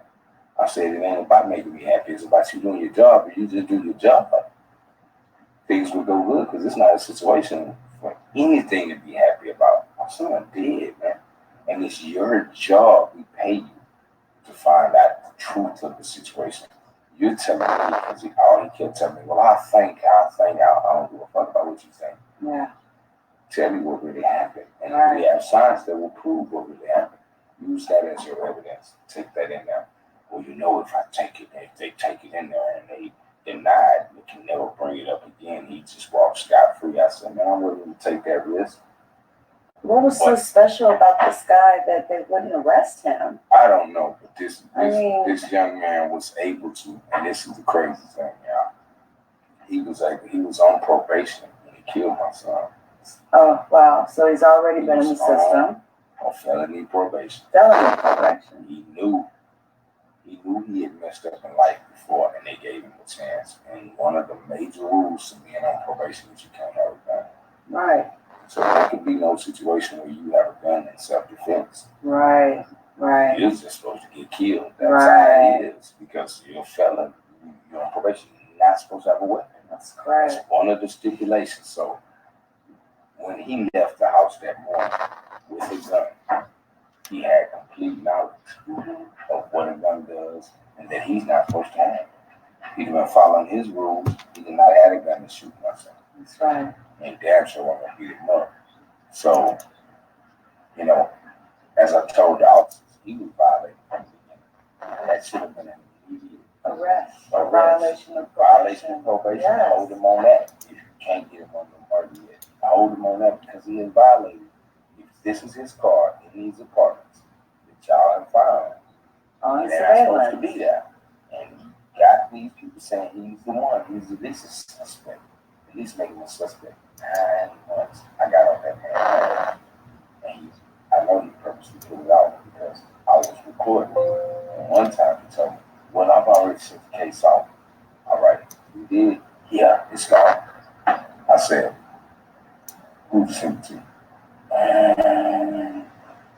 Never Patrick. I said, all right. I called Never Patrick. Hey, what's up, man?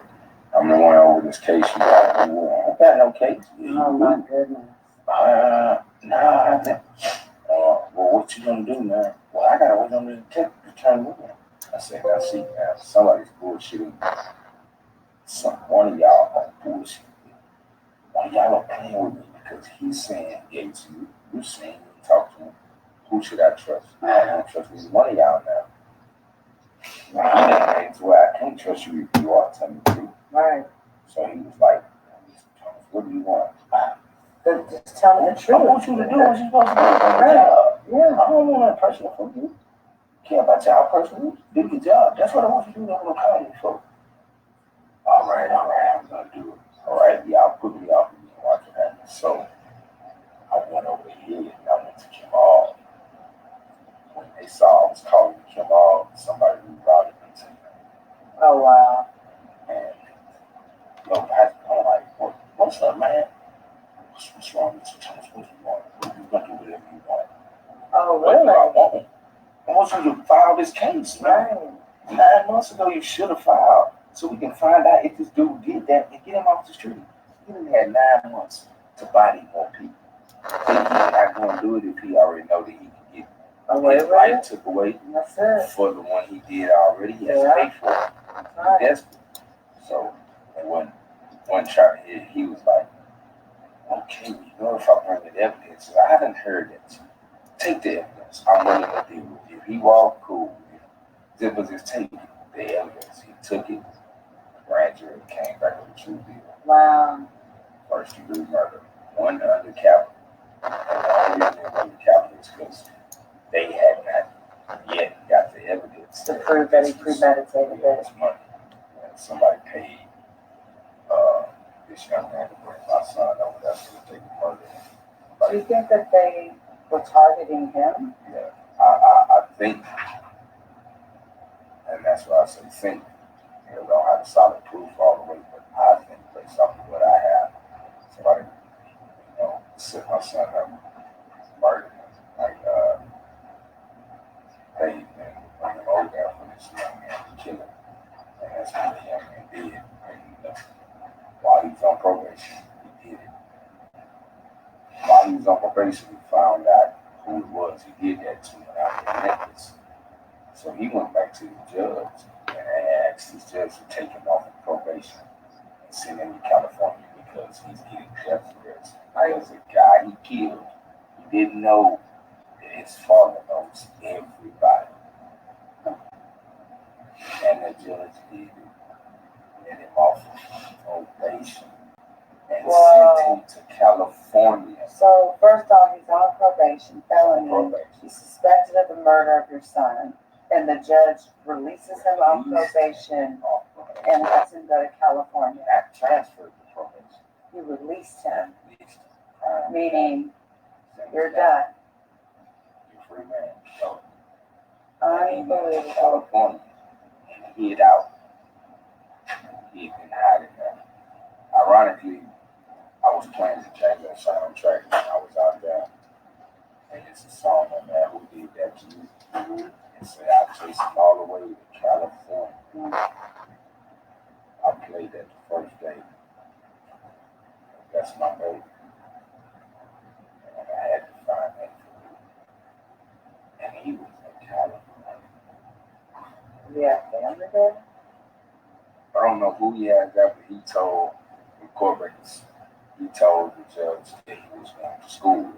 So I don't know what school he was in. We're gonna find all that out and see if he was allowed or whatever. But his reasoning for getting out was so that he could go to school without anybody bothering him.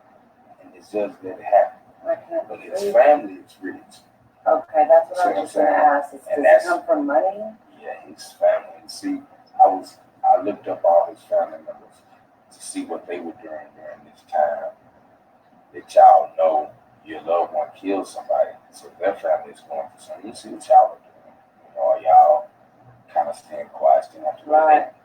They trip here, trip there, wedding, parties, all that. Really? All of his sisters, all of his father, all that. Their party, all their posts for the year 2017 and 18. Parties. Party. And I'm like, these motherfuckers got money. That's what I was like these people got money, man.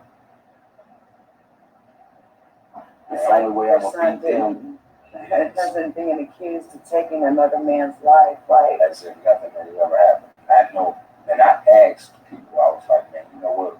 I wanna do something that hasn't been done before. I want me and his daddy to sit down. yeah. And I want you to apologize for what your son did to mine. I would do it for you. Yeah. People need to do that. Parents need to be held accountable. Yeah. You made that kid. I made mine. I never took your baby's life. Right. George took mine. So since he didn't want to apologize, you need to. You responsible for bringing him on this planet. Right. And took my baby. Yeah. I offered that, but the people that could make it happen didn't do it. You know, one of the people was really deep. I talked to very famous rapper out here is running for District V. Okay. The Ghetto Boys. Of the Ghetto Boys. Okay. We talked, over the phone at times. And, when we first met, we talked for about an hour. I have that power of people, our conversations is going on. He's got to tell them everything, Oh yeah. So he sat there and listened to me, said he was going to help. Never got to help. His problem he was dealing with, he didn't have no more time for me. And so, at the time, he was telling me all the consoling stuff that y'all y'all seen it. He's got nothing also. And so, you know, I was just like, I mean, you bring up a good point. After this happened and while you were going through this, well, let me finish this up. He was arrested, the man in California. No. He wasn't arrested in California. See, when we found out where he was at in California, I told the authorities for them to go get him. Gotcha. And, you know, they wouldn't go get him. And I was like, what's taking so long? And I finally found him. I know where he's at. Right. You know, and he's not turning himself in, so you're going to go get him. But you won't do this for my son, so nobody moved. I went back down to City Hall. Oh, y'all who help? Oh my God. Nobody moved. So I said, I'm going to get it myself. I'm going to get it myself. And we secretly planned to go up there. It was right after the Super Blood Moon. The Super Blood Moon, when I saw it, he stopped me like, don't know. You don't need to watch this. And on his birthday, I sat at the grave about 4 or 5 hours with him. That's my personal video. You do a lot of those videos. I've seen you do a lot of those. Yeah. Those are my moments with him. So I did a personal video on his birthday. You know what I'm saying? But later on, hopefully when I get sent out and play these things over and over, and I remember my baby. You know, I didn't do no live. Like I didn't show nobody live. You know what I'm saying? I mean, I didn't do a live. You know, I didn't show nobody video. It was just me and his moment. I lit him up with fat cigar and all that. Put it in the ground for him. We sat down. And I chopped it up with him. You know, that was before he had his headstone and all that. So it was just grass. But I know what my baby was. And I was sitting there and I was like, man, this is taking too long. I ain't no slave kid, so I'm not going to go out and get you, dude. You're going to turn yourself in for what you did. That's just how I feel. And that's how I said it from the beginning. And I said, I need a sign, man, because I'm getting restless. I'm going to go get it. If I go get it, it's not going to turn out like I needed to turn out. I need help. I need somebody to help me, man. Y'all going to do it. I'm not going to be able to handle that. You know? So, and I don't wish that on him or his mama. I don't want to get from him. Right. You know, so I don't want to be the one to cause it, but I know if you snuck it, Yeah. I don't know what my body will do, and I'm still bound to the laws of the human body. So I respect them And human emotions.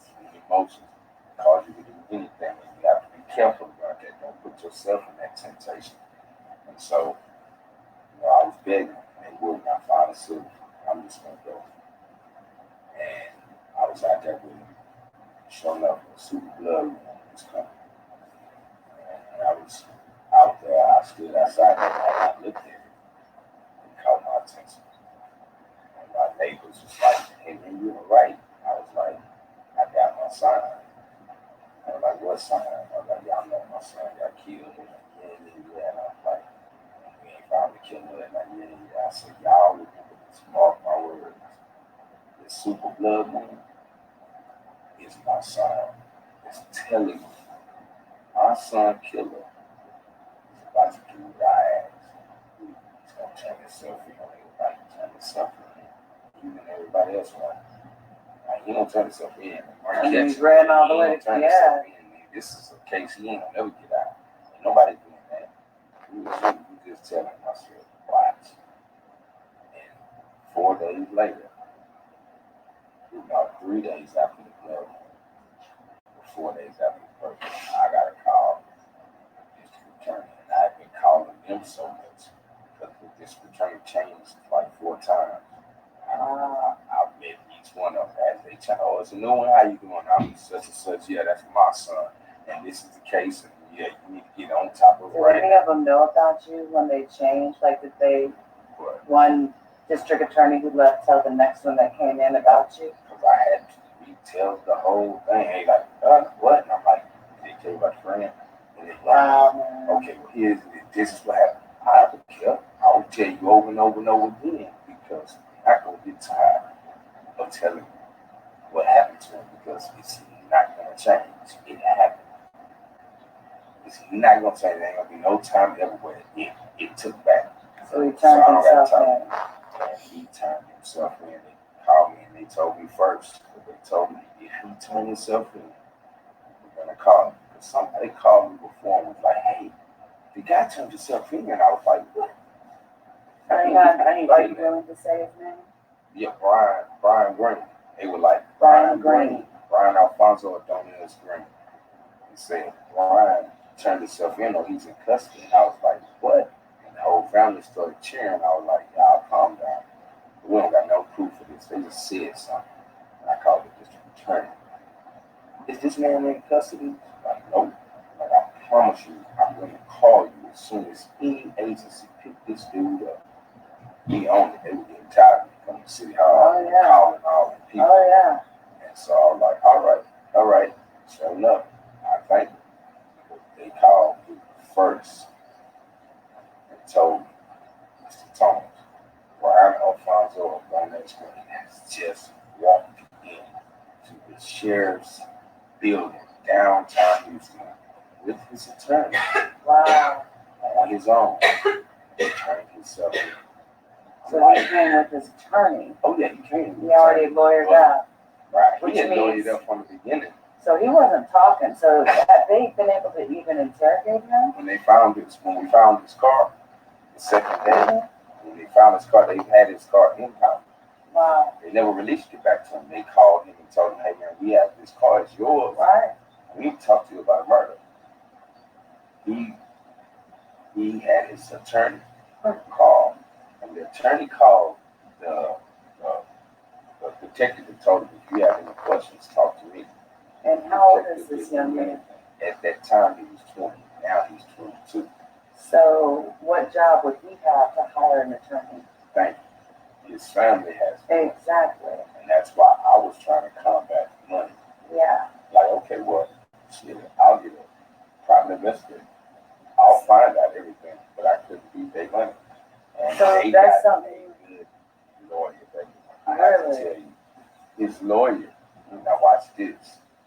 His lawyer, Nipsey Hussle, his lawyer is a former judge in Harris County, Mark Christopher Carter. Just left office in January. Of this year. Everybody knows I was very, very strong in Oh my the God. wave vote. So I got a lot of people voted out of their offices. I promoted hard, like go vote. Whoever y'all want. But he has relationships and connections. He was a judge during the time this man is running. He's on the bench in Harris County. He leaves the bench January. He's his attorney in February. An old judge of our town, and he comes in, and guess what he did? My client would like to turn himself in. Yes, I'll take that $40,000 bond. Wow. How do you get him a bond? He can just turn himself in. That was 7 months ago we finally got a charge on him, and 9 months before that when he did the crime. You're going on 2 years. That ain't turning yourself in. You didn't just do it. Now, I'm thankful that you did it. Yeah. At some point in time, you didn't just do it. That's as soon right. as we said that, so you don't need no sympathy. You're not supposed to get a bond. But, and as I told him with the Malia Davis, illegal things, if they had not gave him a bond, it would have showed that they were being. That's correct, yes. Or if they set it too high. Right. Yeah, it can show that you're, you know. I'm like, So what was this bond?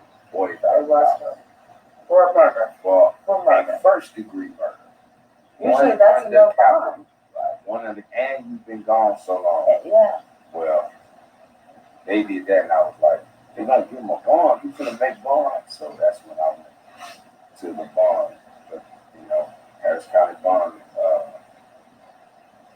Company building. And everybody can see my video. I was standing outside. Like, I wish he would come out. But if he's in that building, I'm outside this building. Now, I've already told you, Tony, so you feel safe. You think you gonna come out here? You're not. You're not, because y'all did some real wrong stuff. My son was doing wrong with y'all.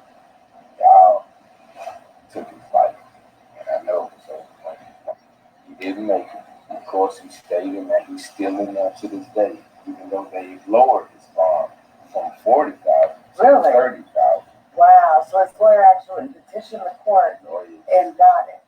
Lawyer, former judge in Harris County, said about he got that. So I know that dude costs a lot of money. He just do a pro bono. This dude has very high accolades. Wow. In the black community, getting all this great Is he a stuff. black lawyer? Black man. He's a former judge. This is the thing, and that's why I was on with the prosecutor. I'm like, look, we gotta talk. We gotta, get this together. We gotta find out everything. Dude, do you know who his lawyer is? One of y'all old judges. He knows everything. You gotta know everything to beat this case. I'm not gonna have you walk out. I don't know if I can handle that. No. That knowing he did it, can't handle that, man. So y'all gotta so be right much now. as it is. I mean, I was trying to help him. I was trying to help him like I help however he wants. If he knows what you need, you're gonna find out the truth. Regardless to my son, you're gonna find out the truth. They was okay. Take care of switching. I come back to court the next court date. Oh, it's another district attorney. I'm like, who are you? Oh, I'm such and such. Okay. But let me get you up to speed because this man is not a regular attorney. He is a former judge of our city. He knows all our laws. And this is the guy they're going to use to get him off. He already got him a bone. And got it lowered. The top 20 fugitive list in Houston. This guy made the top 20 fugitive list because when I was helping with Jasmine Barnes' situation, I went to the funeral. A lot of those that know me saw me there. So they already knew what was going to happen. Like, how y'all putting her killer on the top list like others. Right. Very important in this community. So he mysteriously put him on there. I told everybody, finally, y'all, we got him on the top 20 list. Maybe somebody find him. I told him where he was at, and he didn't go get him. He turned himself in with his attorney. And now they're putting together a vilified defense. And I'm on the last district attorney now. This is this little young sister. And she's telling me how she was going to really go after it. She listened to me. She let me tell her all that stuff. And she was like, I didn't know none of that. I was like, I know you don't. And they're trying to get somebody to play the case like it's something simple. Trying to find a district attorney that this judge can beat. Because there's no way a judge is supposed to let him off of probation to leave our state. Any district attorney fighting this case needs to seriously get ready for a big fight. A big fight, man. Because he's going to, this person's going to know every trick in the book. They were friends, favors everywhere, all over. On top of the fact of the legal knowledge he has on how to do things and how he would have ruled in a case. And how to throw something at a judge, yes. And then the whole year that he was running, I'm like, if he'd have got caught, he would have been in the attorney general. Right. It's like somebody took him and hid him until this man got out, so that this man could be his attorney. And if you got a former judge as your attorney, I wonder if there's a connection there. That's what we're gonna find out. Channel 2 broke that story for me. The other ones that that a judge had signed out on this dude. I was like, what? So you mean to tell me all this time I've been on all y'all news stations talking to every important person out here, one of the judges knew, and you had let him go? Why would you do that? I want to know who you are. I want to know ethically what judge feels that there's any explanation to make that happen. Make that a positive decision. I'm going to take you off of probation. And you're under investigation for a murder. And I'm going to send you to another state. Yeah. Let you go to a whole nother state. Not a sister state, a whole nother state. and go do what the hell you want to do. And that's what they let him do for 9 months. You don't know how many people he done out there. And he brought his butt back because I told him, I'm coming to get him. I knew what he said. They ain't gonna come get you. Now I'll come get you. You ain't gonna turn yourself in either. You gonna walk away from this like nothing happened. Yeah. So I was coming, and that super blood moon came, and I told my neighbors that, and they thought I was crazy.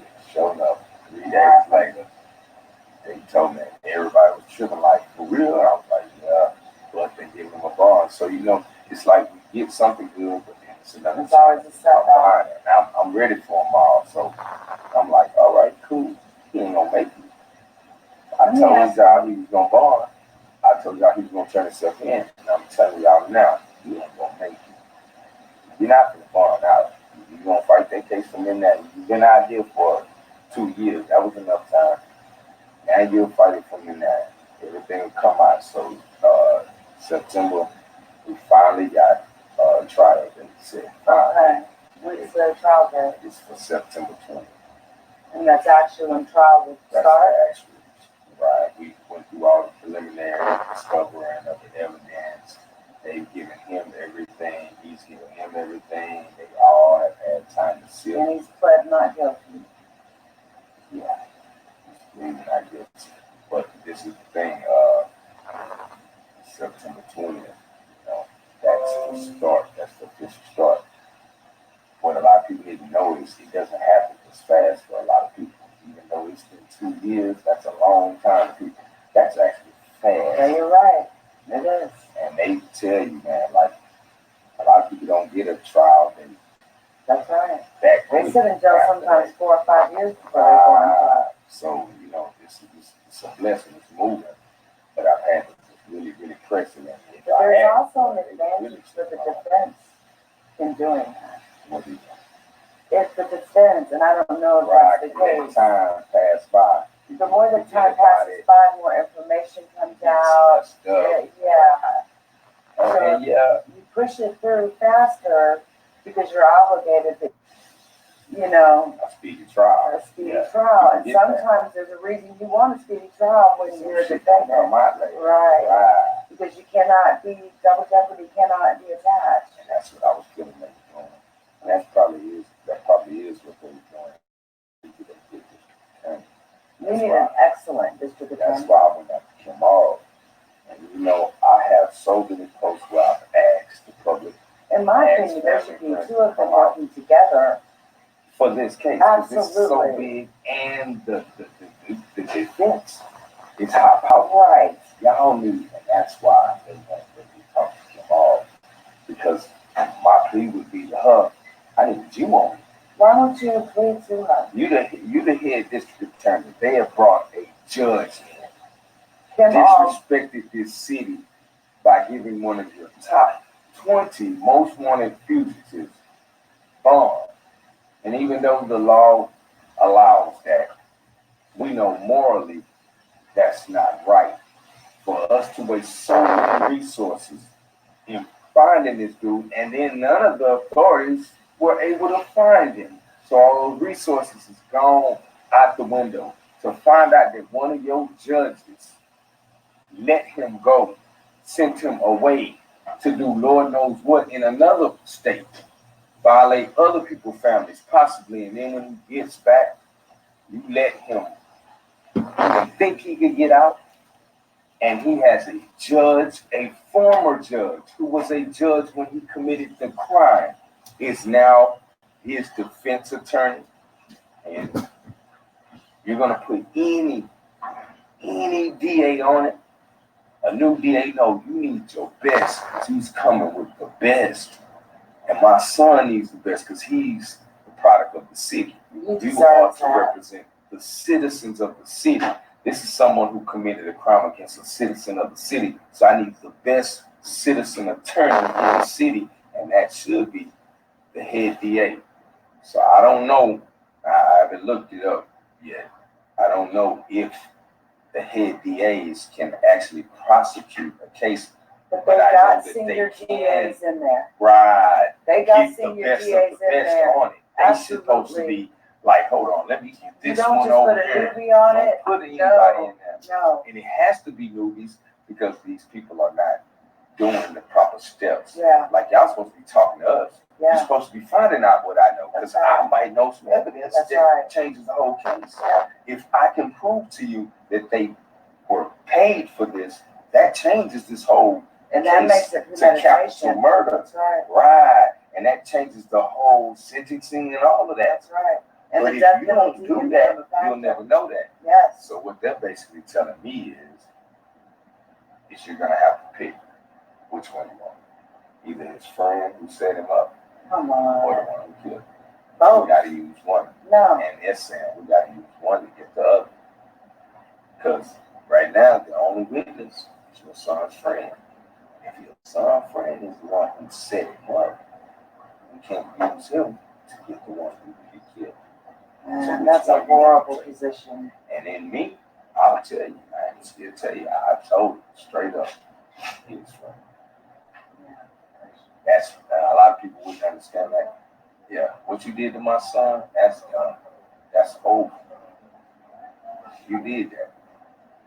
I was the person who called my baby to the person who played with my baby as his partner, as someone he could trust. That's the evil. Yeah. That's why, and this is some truth.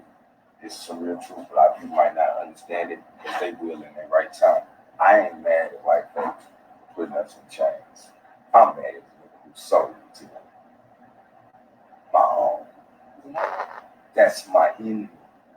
It's because my own are the only ones that can sell me off. We didn't go on no boat by choice. And they didn't come in no jungles on their own. No. One of us sold the other. It's well known that it did happen, and even after they left enslavement, they went back and enslaved people in Liberia. Because why are you gonna get mad at somebody for getting a deal? Mm-hmm. That's just some real stuff. Like, if you go tell somebody right now, I'll give you this whole apartment for $3, they're gonna take it. Mm-hmm. Are they wrong for it? That's how they can go across the street, pay $3,000 for that apartment when they're selling it over for $3. Anybody would take it. Right. You need to get mad at the one who sold it, because the one who sold it was people we trusted. Yeah.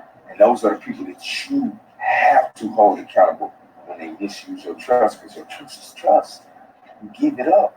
My baby gave his life and you trusted his friend. You did a most horrible crime to him because you brought him to it. You brought your own friend to his death and then lied to the police. Like he is responsible for his own death. He told the cops, because they found a gun out there, he told the cops, my friend Blake had it. And Blake, the only one that's dead, he can't talk. That's right. He had it. The cops like, oh, okay. I told him, did you check his hands? I don't know. We checked my son's hands because that gun been shot. You check And my gun that been residue. That's why they label my son as a victim of crime. My son's fingerprints was not on that gun. My son didn't have that gun. He didn't bring The that gun gun. was on the passenger side. So if he's dead over on the driver's side, he couldn't have shot nobody. No. He shot the window out on the driver's side because the bullet, the trajectory takes it from this side to that side. And it'll go out, blowing the window out. So that means the shot had to come from this side. That's simple. That's why I was like, why y'all ignoring all this stuff? Why y'all handling my son's case like it ain't this easy and solvable? Why y'all doing that to me? Because I leave the community, because I do stuff, you want to shut me up? Because I don't get this. Anybody's case like this can be open and shut. Yeah. And as known as I am, and as much as I do these cases for other people, you're not going to do my son's case wrong. Why y'all doing that? It ain't nothing I can do. I'm screaming to everybody. I've been around so many important people telling me the case. Man, please somebody help me. I don't get why they're doing this. They won't even charge him.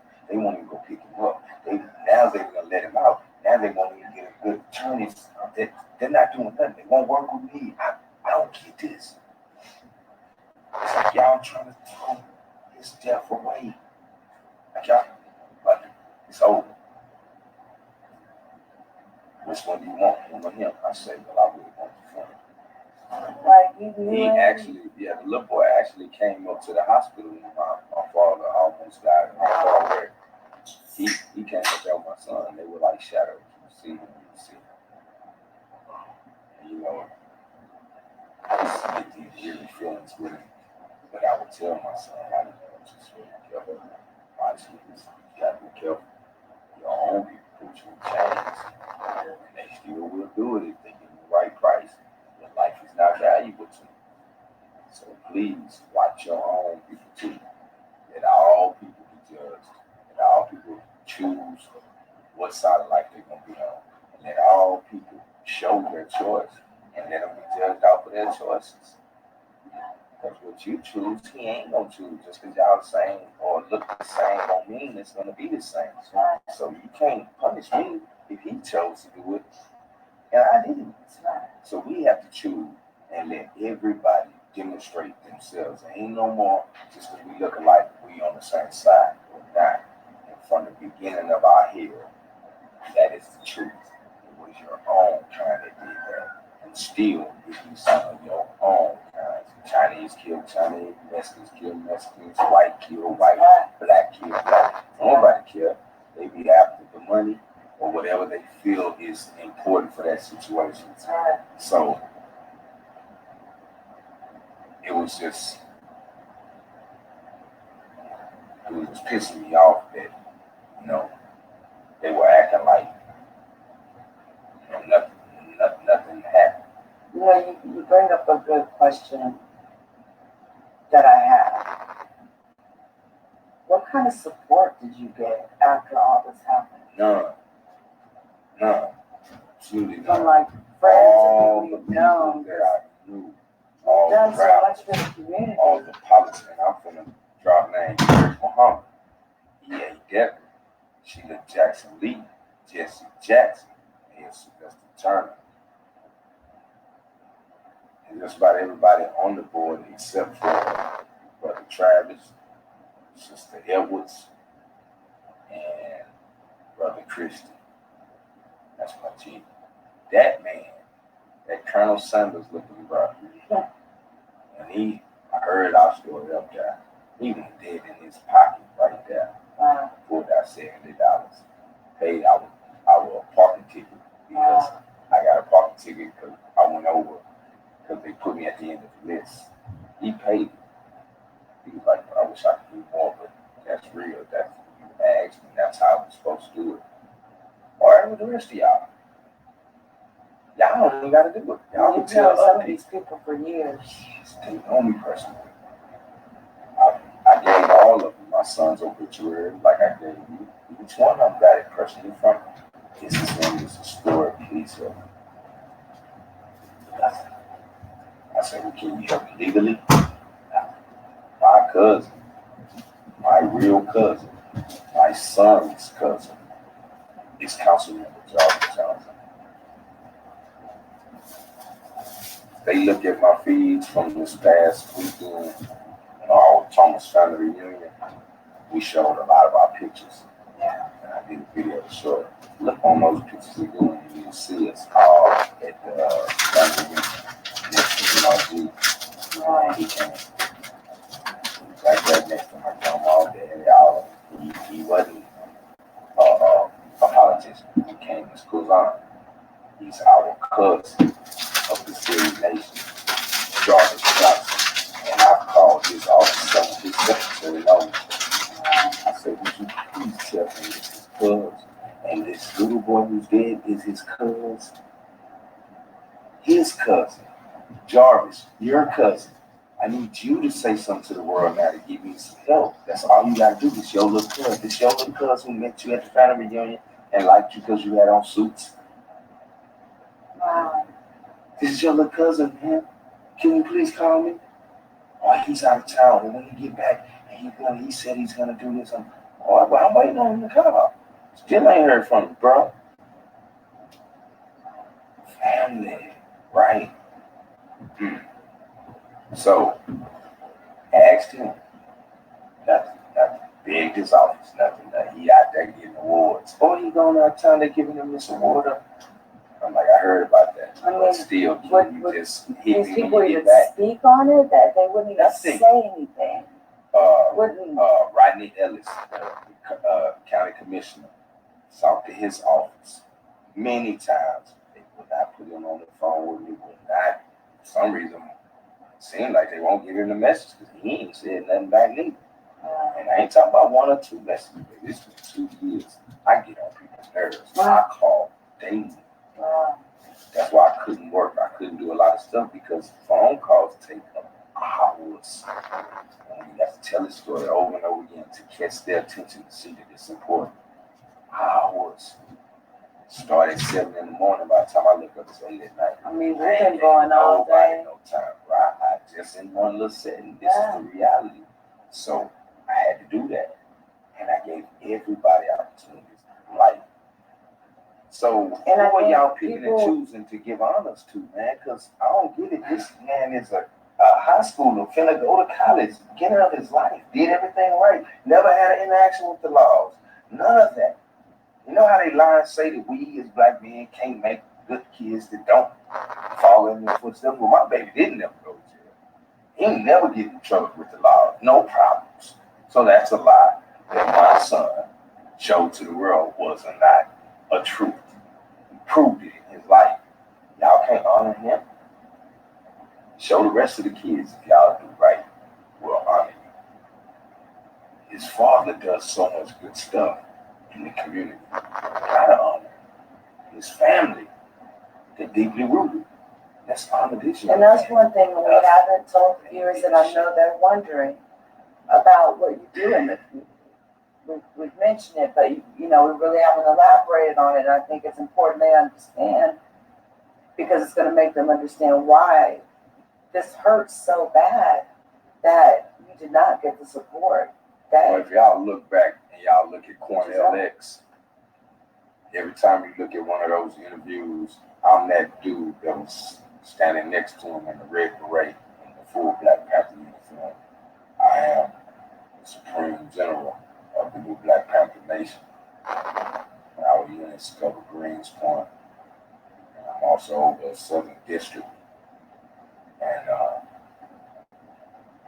I protected Cornell X 3.5 years while we were trying to fix up the Greens Point community. We combined forces. He told us he was going to help. And so I protected him. I did many missions. I covered many stories. A lot of time people saw me on the news and didn't know that was me because they were so focused on him. I've covered the funerals. I've preached the funerals. I've done the searches. I've done the after-school programs. I've done the crossing guards. I've done the patrols. I'm the foot soldier that everybody sees out in the streets doing the work. Those are the camera people that they pay attention to. But it was me on the camera too. I've seen that actually myself, a photo of you protecting Cornell. I don't, it was no fake stuff like real bullets would come. So we were out there really doing that.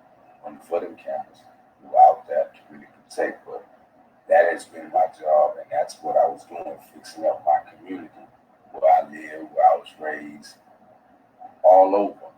And if anybody's ever had a problem, they call me, and I've helped a lot of situations. Done a lot of advocacy. A lot of it, like a lot of the. Okay, well, I'll call the sheriff. Hey, man, what's going on? Brother Emmanuel, we need to know what happened. Okay, yeah, this is what happened. Okay, we're going to find this is what they say, and this is what we're going to do. All right, y'all ready? Let's go do it.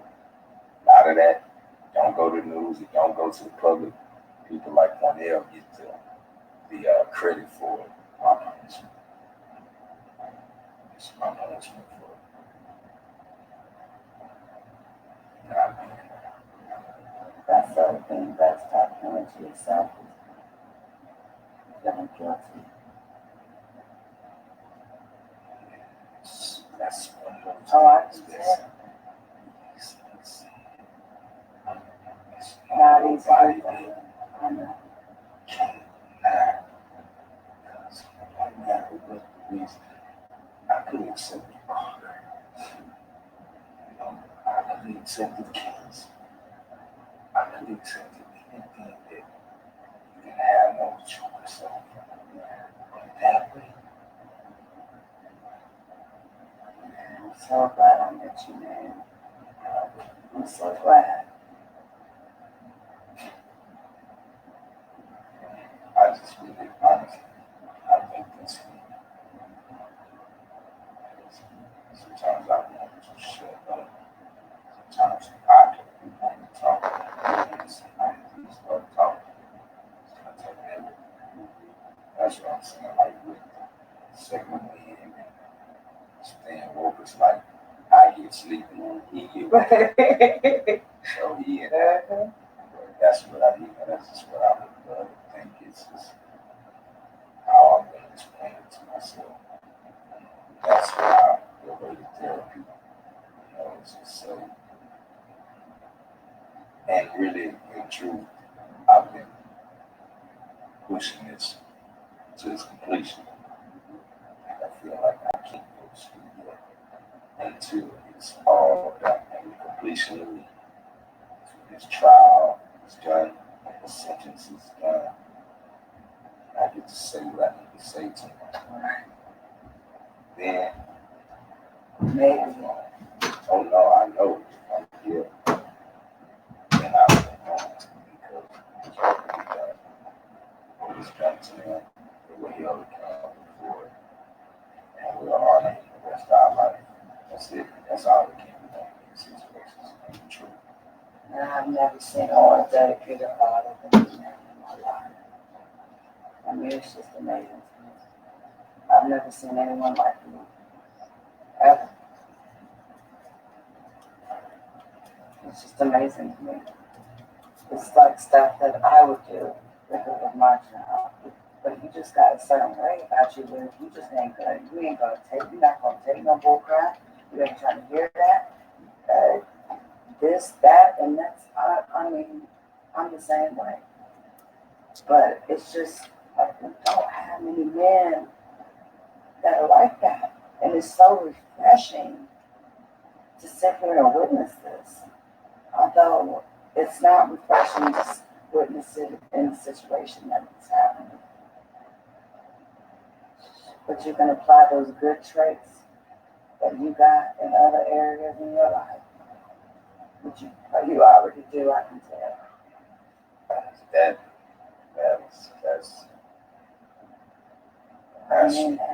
that was like real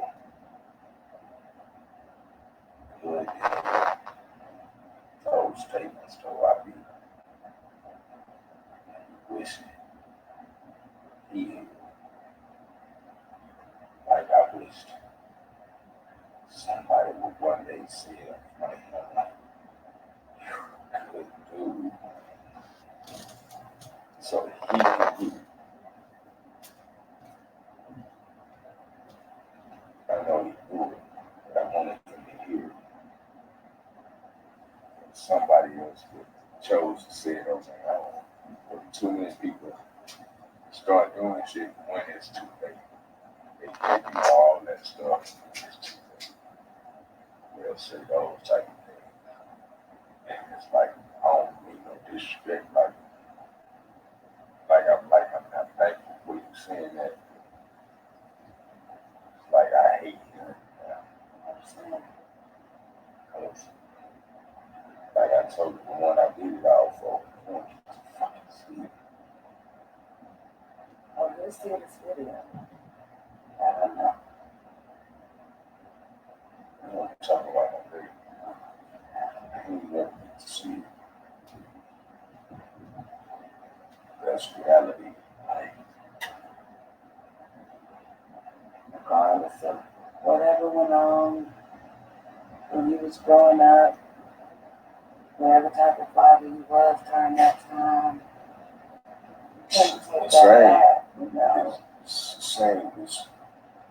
It ain't like I made mistakes or something. It's like I wish when I heard somebody saying it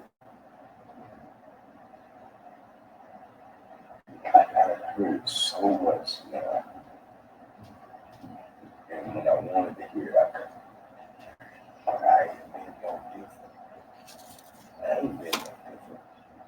And then I just, oh, because that's all I saw. That's all that was exciting to me. It's those type of men. Yes, me, yes, no, me, no. So that's what I do. That's all You are of the old creed, and there's not many like you. And I know that I feel like I found a lifelong friend in you. You know, I like to be around honest, good people. I don't have many friends. I hate it's under these circumstances, but I'm gonna help you out however I can, and I don't have any motive. Yeah, But just to do the right thing. So, yeah, I haven't asked a lot of people. Like he says, but shit, you bro, people and so much. You were the one I was really looking forward to speaking to. Maybe, you know, Lasagna, Apps for Life, and all that's great. You know, going down to that justice thing was great, but you lost a child. And I've seen your videos. I told you, I watched them for 2 weeks before I decided to even reach out to you. And your videos touched my heart. I knew then, I'm looking at a man that's in a lot of pain still. This happened in 2017. And I paid attention to what you were saying. So I was like, I didn't know if you'd even want to talk about it. But I just feel like if there's anything that you do, like bring attention to certain things, like some of this bull crap with Tommorow or some of this other stuff that goes on, then I do it. Because it's the right thing to do. Like, I feel it's so beyond wrong. That's wrong. Like, what the hell is wrong with you, Tommorow? Man, I'm glad my queen is still here. Man, I'm glad y'all still here. Y'all can see through that shit. Yeah. So many of us do not see through that shit. I know, and it's bothersome because I noticed that myself. So every day it's a constant take care of my family, take care of him, take care of my family, take care of him. Going. Don't sleep, go. I can't miss nothing. Can't miss nothing. We just got in here. I wanted to scrape up there. We had to leave there. Time was up. We came up with it. Just enough to get used to it. Like, all right, I gotta get back on work. But we're getting closer and closer to the finality of this situation. We finally got the trial date, September, so we know by November 5th, we'll know What's going to be? going on. We know how much time we got.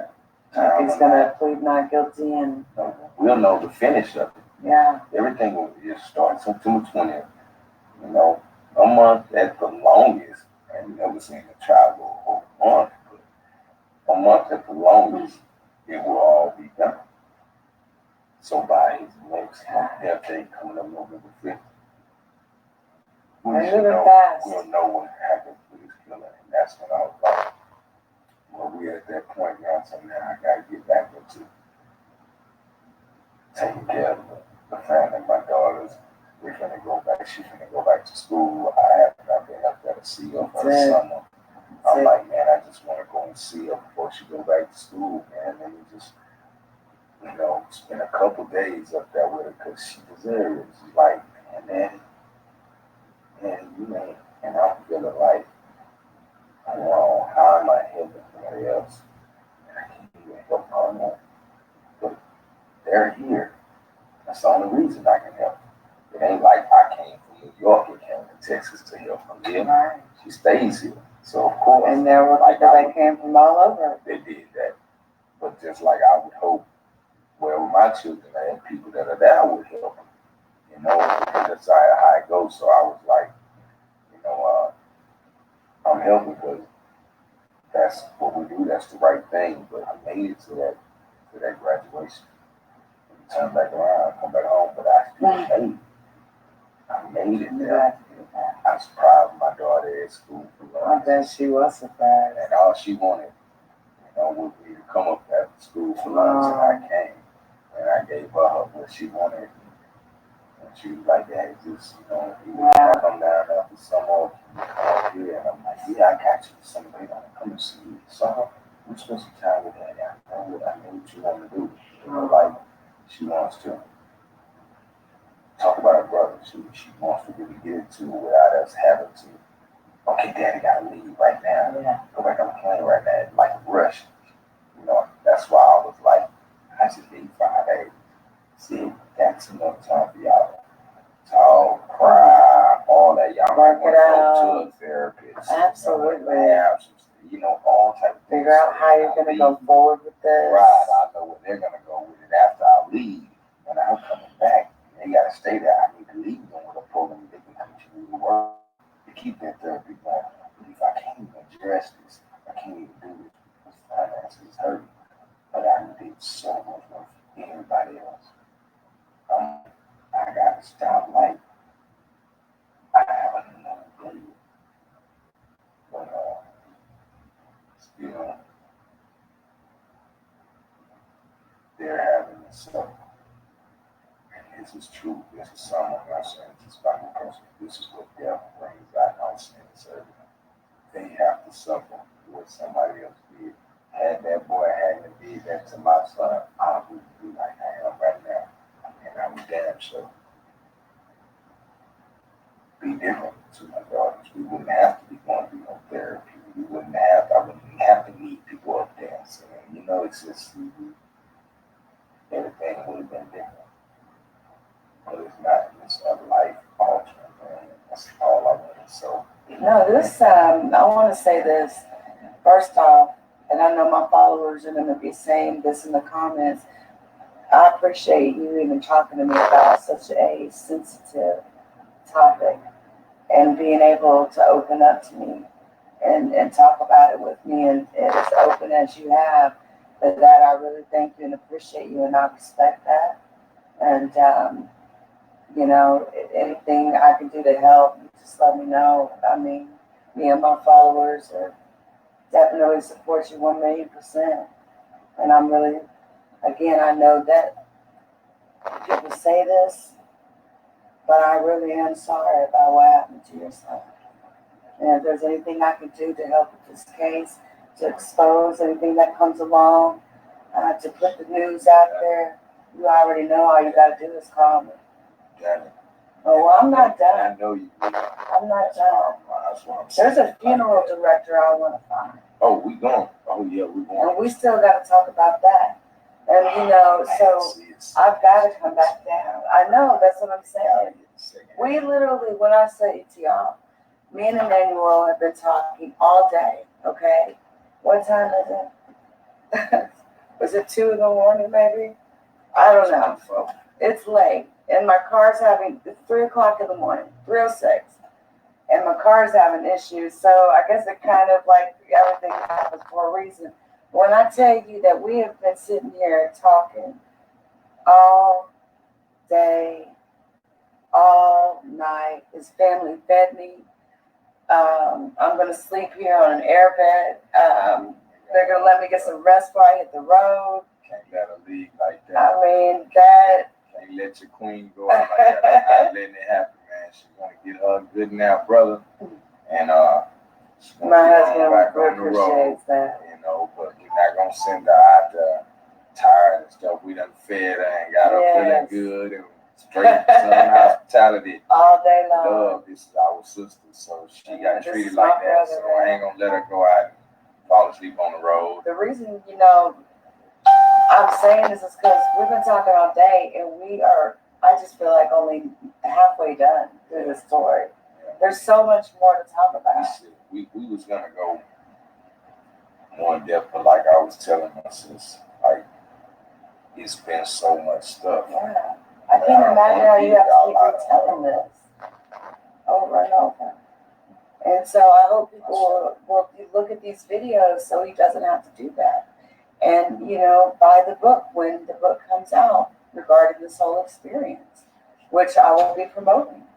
And many of my blogging friends will be promoting it as well. I mean,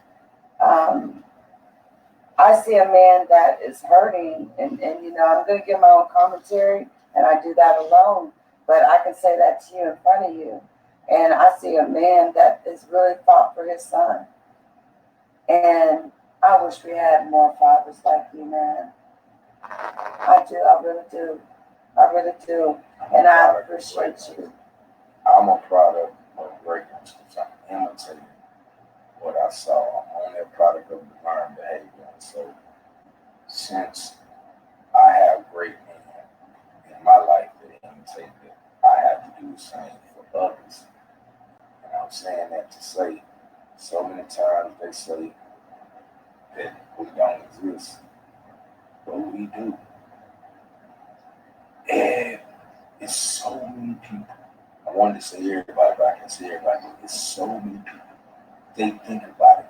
They had a good granddaddy, a good uncle, a good postman, a good preacher, a good coach. It was some man out there that was good.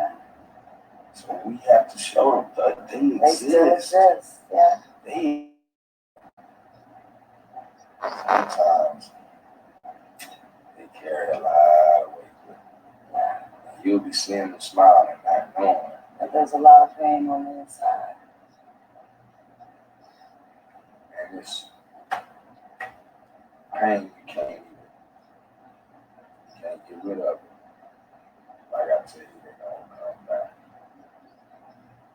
So all you do is learn to live with your faith now.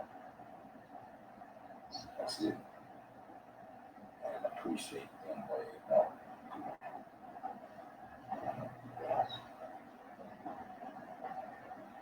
And I thank you. Oh, man. Bringing my baby story to life. We're not even doing so many people, the opposite, not big, so many people talk about him. I did. And you did. Thank you. much love, brother. I'm your brother now. I'm your brother now. We're not done, and there's still more that needs to be talked about. And I think, there'll be another trip. And you're going to have to find a way to bring cash me. Yes, so you know you're going to have to come to Texas soon, chick, because I got your name ringing all over. As soon as I told him about that video, oh my, he was telling me about the video. She's going to go to sleep after she take it out now and get up. I'm going back out there to watch cash. Yes, I think she was live earlier. And I don't sleep. He loves you, Queen. Watching that pretty one. No disrespect to your king. Yeah, she's beautiful. She's got that raspy voice. I love listening to her. And it ain't just her looks, it's beautiful. I like that. Yeah. She knows how to, articulately and properly decipher situations, break them down. You need that because there's a lot of these cats out here that need to be exposed. And a lot of people don't, they just don't know how to break it down like that to people. That's on a simple but still real and intelligent level. And that's a real woman. Much love to you, Queen Supreme, baby. You know I love you. I shout you out on almost every video. But I had to. He loves you. I had to. She told me them words, man. When I went and saw that video. Yes. Lord, I fell in love with this woman.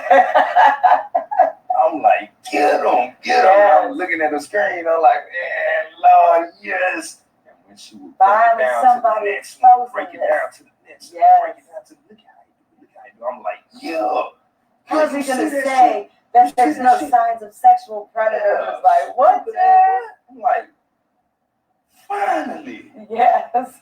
somebody seen this post is crazy Mhm. and got the nerve to say it. And said it so, man. Look, I'm not trying to go over because earlier she had me out there jumping around. when she finally pulled up and she was like, and we were talking, and then I was thinking about stuff, and we was talking, and then I said, "Oh, your girl, cash me!" I was damn near jumping around like, Yes. "Nigga, is it you? Why you ain't? Where she come from, man?" Yes. And we were talking about your Quanell X video, the one you did 2 months ago. It was the real Quanell X. He didn't know about that one. He's just now getting to know your videos, and that's what we were talking about when he was like, "Let me check this out." So yeah, you got a #1 fan here. What? Number 0. Number 41. Yes. One more than me. I'm with you. Now we've talked. There's things you want to do at your son's grave, that you've not been able to do. Yeah, the celebration was the biggest thing. And I finally got them to, they proclamated my baby. Yeah, they gave him a day in the city. And I'll take a photo of this as well. So go ahead and hold that and tell us about this. The day we laid his headstone, was July 11th. It's also Beyonce's birthday. And so one of the council members, the White Boykins, we drafted us up this proclamation for him to make every July 11th in Houston, Black Thomas Day. And we took his headstone out there and we honored him. This is what I had been asking them to give him, to show that he was a member of the city, a member of this, community forever, and that, he went out the wrong way. They don't give proclamations when you're doing bad. But he had been doing great, and I was like, why are y'all not doing it? You do it for all the other people. You're gonna do it for him. This is for his family members. You're gonna bless him because he was a good citizen of this city. And all of them was ignoring me, and finally, the White Boykins was like, man, F them. I'm not gonna, sit around and watch them ignoring you. He said, I'll do it for you. And there it is. He drafted it up. Signed even the word District D. Where it says, Blake was very talented and had a soul that drew people to him just by his spirit. There was not a time in England you may have had with Blake that he did not incorporate his knowledge that would help you with your daily life. He had dreams and aspirations that reached much further than he was able to obtain due to his tragic and very untimely death. On November the 5th, 2017, his life was taken, all in caps, and his family's lives have never been the same. Blake will be greatly missed by his parents, Emmanuel Thomas and Fiona Allen, along with Theory family, the Dixon family, Thomas family, and Allen family. Therefore, I, Dwight A. Boykins, council member of the City of Houston, do hereby proclaim July 11th, 2019, Blake Thomas Day. How'd you feel when you got this? Well, everybody saw me going to pick it up. See, that's another thing, Most of the time when you get these things, they make a big ceremony. Right. They call you down to the city. I mean, the city wants to honor you. The city wants, we got to go. So yeah, exactly. It's better than a whole lot of their proclamations. But it's the thing, how they did Jasmine and how they do all these other people. They make this big deal for a proclamation. And they hadn't did that for my son, so I had to go get his proclamation. And I got it without all those cameras. And I went and picked it up like a normal thing. It was in an envelope in the little sleeve, and they put it down at the desk, and I just walked in there, and you got something for Emmanuel Thomas, and I got it. And I went and got him a frame and hooked it up. And they didn't do the big parade, but they did it. This brother did it for me. This is all I wanted. I didn't need all that parade. I wanted this for his family to show that the city that he lived in, loved in, will honor him. And they did that. And so, you know, we got his headstone. You know, they stole his money. He was supposed to have a headstone and a whole lot of stuff, and they stole his money. And that's why I had to get it all back. I got his headstone. I got those people that wasn't paid. You know, we've done every celebration. His death day, his birthday. I've been at every court hearing, talked to every prosecutor, every private meeting. But the day he did this, July 11th, that Thursday, we were laying the headstone. I had paid Kokia to have me 80 balloons for us to do a balloon release. I was going to present the proclamation to the family that came. I invited everybody. I was going to have the balloons out there. We had our shirts. I was going to have the food people out there and feed everybody that came. And the church sunrise was supposed to come out and have some good musical inspiration for us. We were going to make it an all-day party out there with him. Wow. And we got the escort.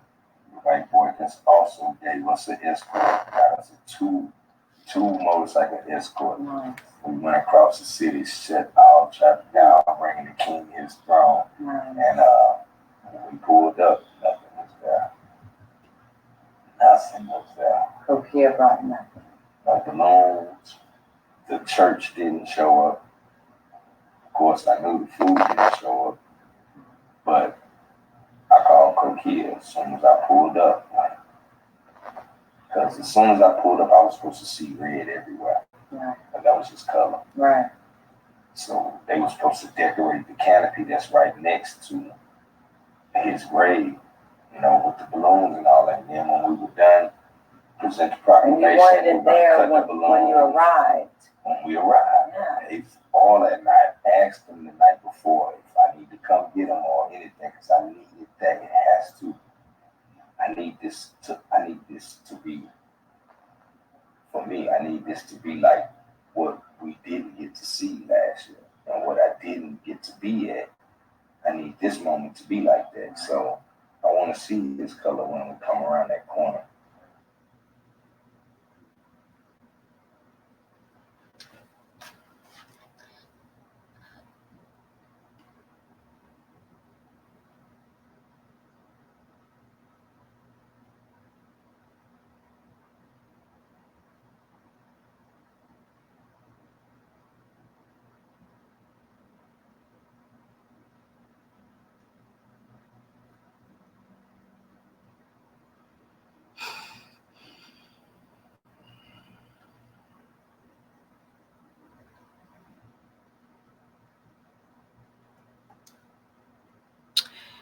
There we go, guys. That's it. I know that was a little bit long, but I don't know what that staticky sound is that kept kind of coming in, but needless to say, I will upload this video without any commentary, just the interview itself, because that was really annoying me. And I think it's because I'm allowing the sound to come out of my mic, because with Windows Media Player, you cannot, it's not like playing audio out of a tab in StreamYard. So sorry about that, guys, but you could still hear what was being said. And so I wanted to play this, you know, provide a little bit of history about, or a little bit of status about what's going on in the case now. But again, we will be interviewing Emmanuel tomorrow night at 7 o'clock Central Standard Time. And I wanted to play this to bring back those memories for those of you who may be new subscribers and are not aware of Emmanuel's case. And for those of you to just kind of put it on your mind to prepare for the interview tomorrow. So I want to thank each and every one of you who joined in, you know, tonight and watched this live. Again, if we have raised so far $295 on the GoFundMe for him. So if you find it in your heart, please, $5, $2, anything, it would be really helpful. And you've never seen me come online and ever do any sort of fundraising for anyone at all. So just know that this is a genuine fundraising situation. I did it on GoFundMe, so there would be no questions. And already donated the amount of super chats already before this live, even before that video even ended. But shout out to Queen Supreme, by the way, for, she not only restreamed a portion of this, but she also, with permission, of course, not everybody gets that privilege, but Queen does. She also showed, and you guys need to go check out her channel. She showed a couple of other videos where like Emmanuel would call the police officer about, who was investigating, the homicide detective. And the guy was a total asshole to him. It's like he did not care. And so just, what he has been through has not only just affected him, but his entire family. And he does have other children. And he really wants to get together with his children and do something with them. And if there's anything that we can do over here, Queen Supreme has been helping to help fundraise. I'm helping. If anyone knows a bigger content creator or someone that has any connection at all to anyone that can help bring more awareness to this case, to try to apply some pressure, because what we are going to find out is if this case was dismissed with or without prejudice. And that's going to make a big difference on whether or not charges can be refiled against Brian. Hopefully, they were dismissed in a manner that if more evidence is found, charges can be refiled, because I see an escalation in his arrest record, where he seems to be escalating in regards to how serious his crimes are. So, the GoFundMe is going to be up. I didn't even put a time frame on it. I don't even know if you can. I just put it up. I put a goal on there. Because plane tickets would need to be purchased and that sort of a thing. And so any help that can be provided, I know that Emmanuel will appreciate it. He will. So anyway, guys, thanks for joining the live. I'm going to go ahead and end it at this time. I'll upload just the interview portion to my channel. It'll be probably tomorrow sometime, but be there or be square, 7 o'clock tomorrow for that exclusive interview, and we will find out a lot from Emmanuel when we can sit down, ask him questions. Queen and I will be interviewing him for you guys, and we'll both be streaming. Let's pray for him as well. If you're a believer, and whatever religion you believe in, I'll be praying for you, Emmanuel, and you're definitely on my mind. So thank you, everybody. Thank you to those who've donated on the GoFundMe already. And thanks to those who also donated via the super chats. I went ahead and applied that to the GoFundMe for my donation. So thank you, everybody. And I will, I'll see you guys tomorrow. You guys have a great day, okay? Or what am I talking about? Have a great night. All right, guys. Talk to you later.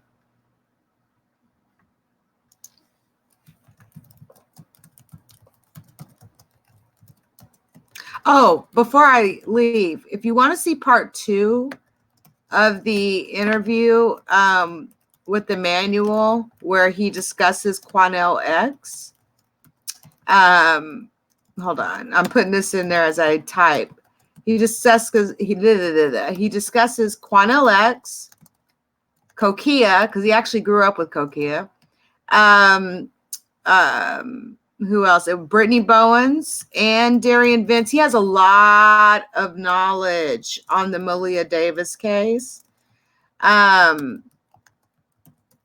So you can watch part 2 of that. There's over 6,000 views on that particular interview, or that part 2 interview. I'm trying to find the link. Give me a second. Let me find the link, because I want you guys, I want to put that in here, not only just for the YouTube chat, but as you guys know, I stream to multiple platforms at one time. So let me just grab the link really quick and put part 2 in here for those that may want to go watch that. Let's see here, part 2. Here it is. Copy link. And I'm going to put this in here for those that are watching on other platforms and you want to see part 2 of the interview, where he does discuss, you know, all of those things. And he gets deep. He gets deep. So anyway, guys, much love to you guys. And again, I do appreciate it. Y'all take care. I'll talk to you later.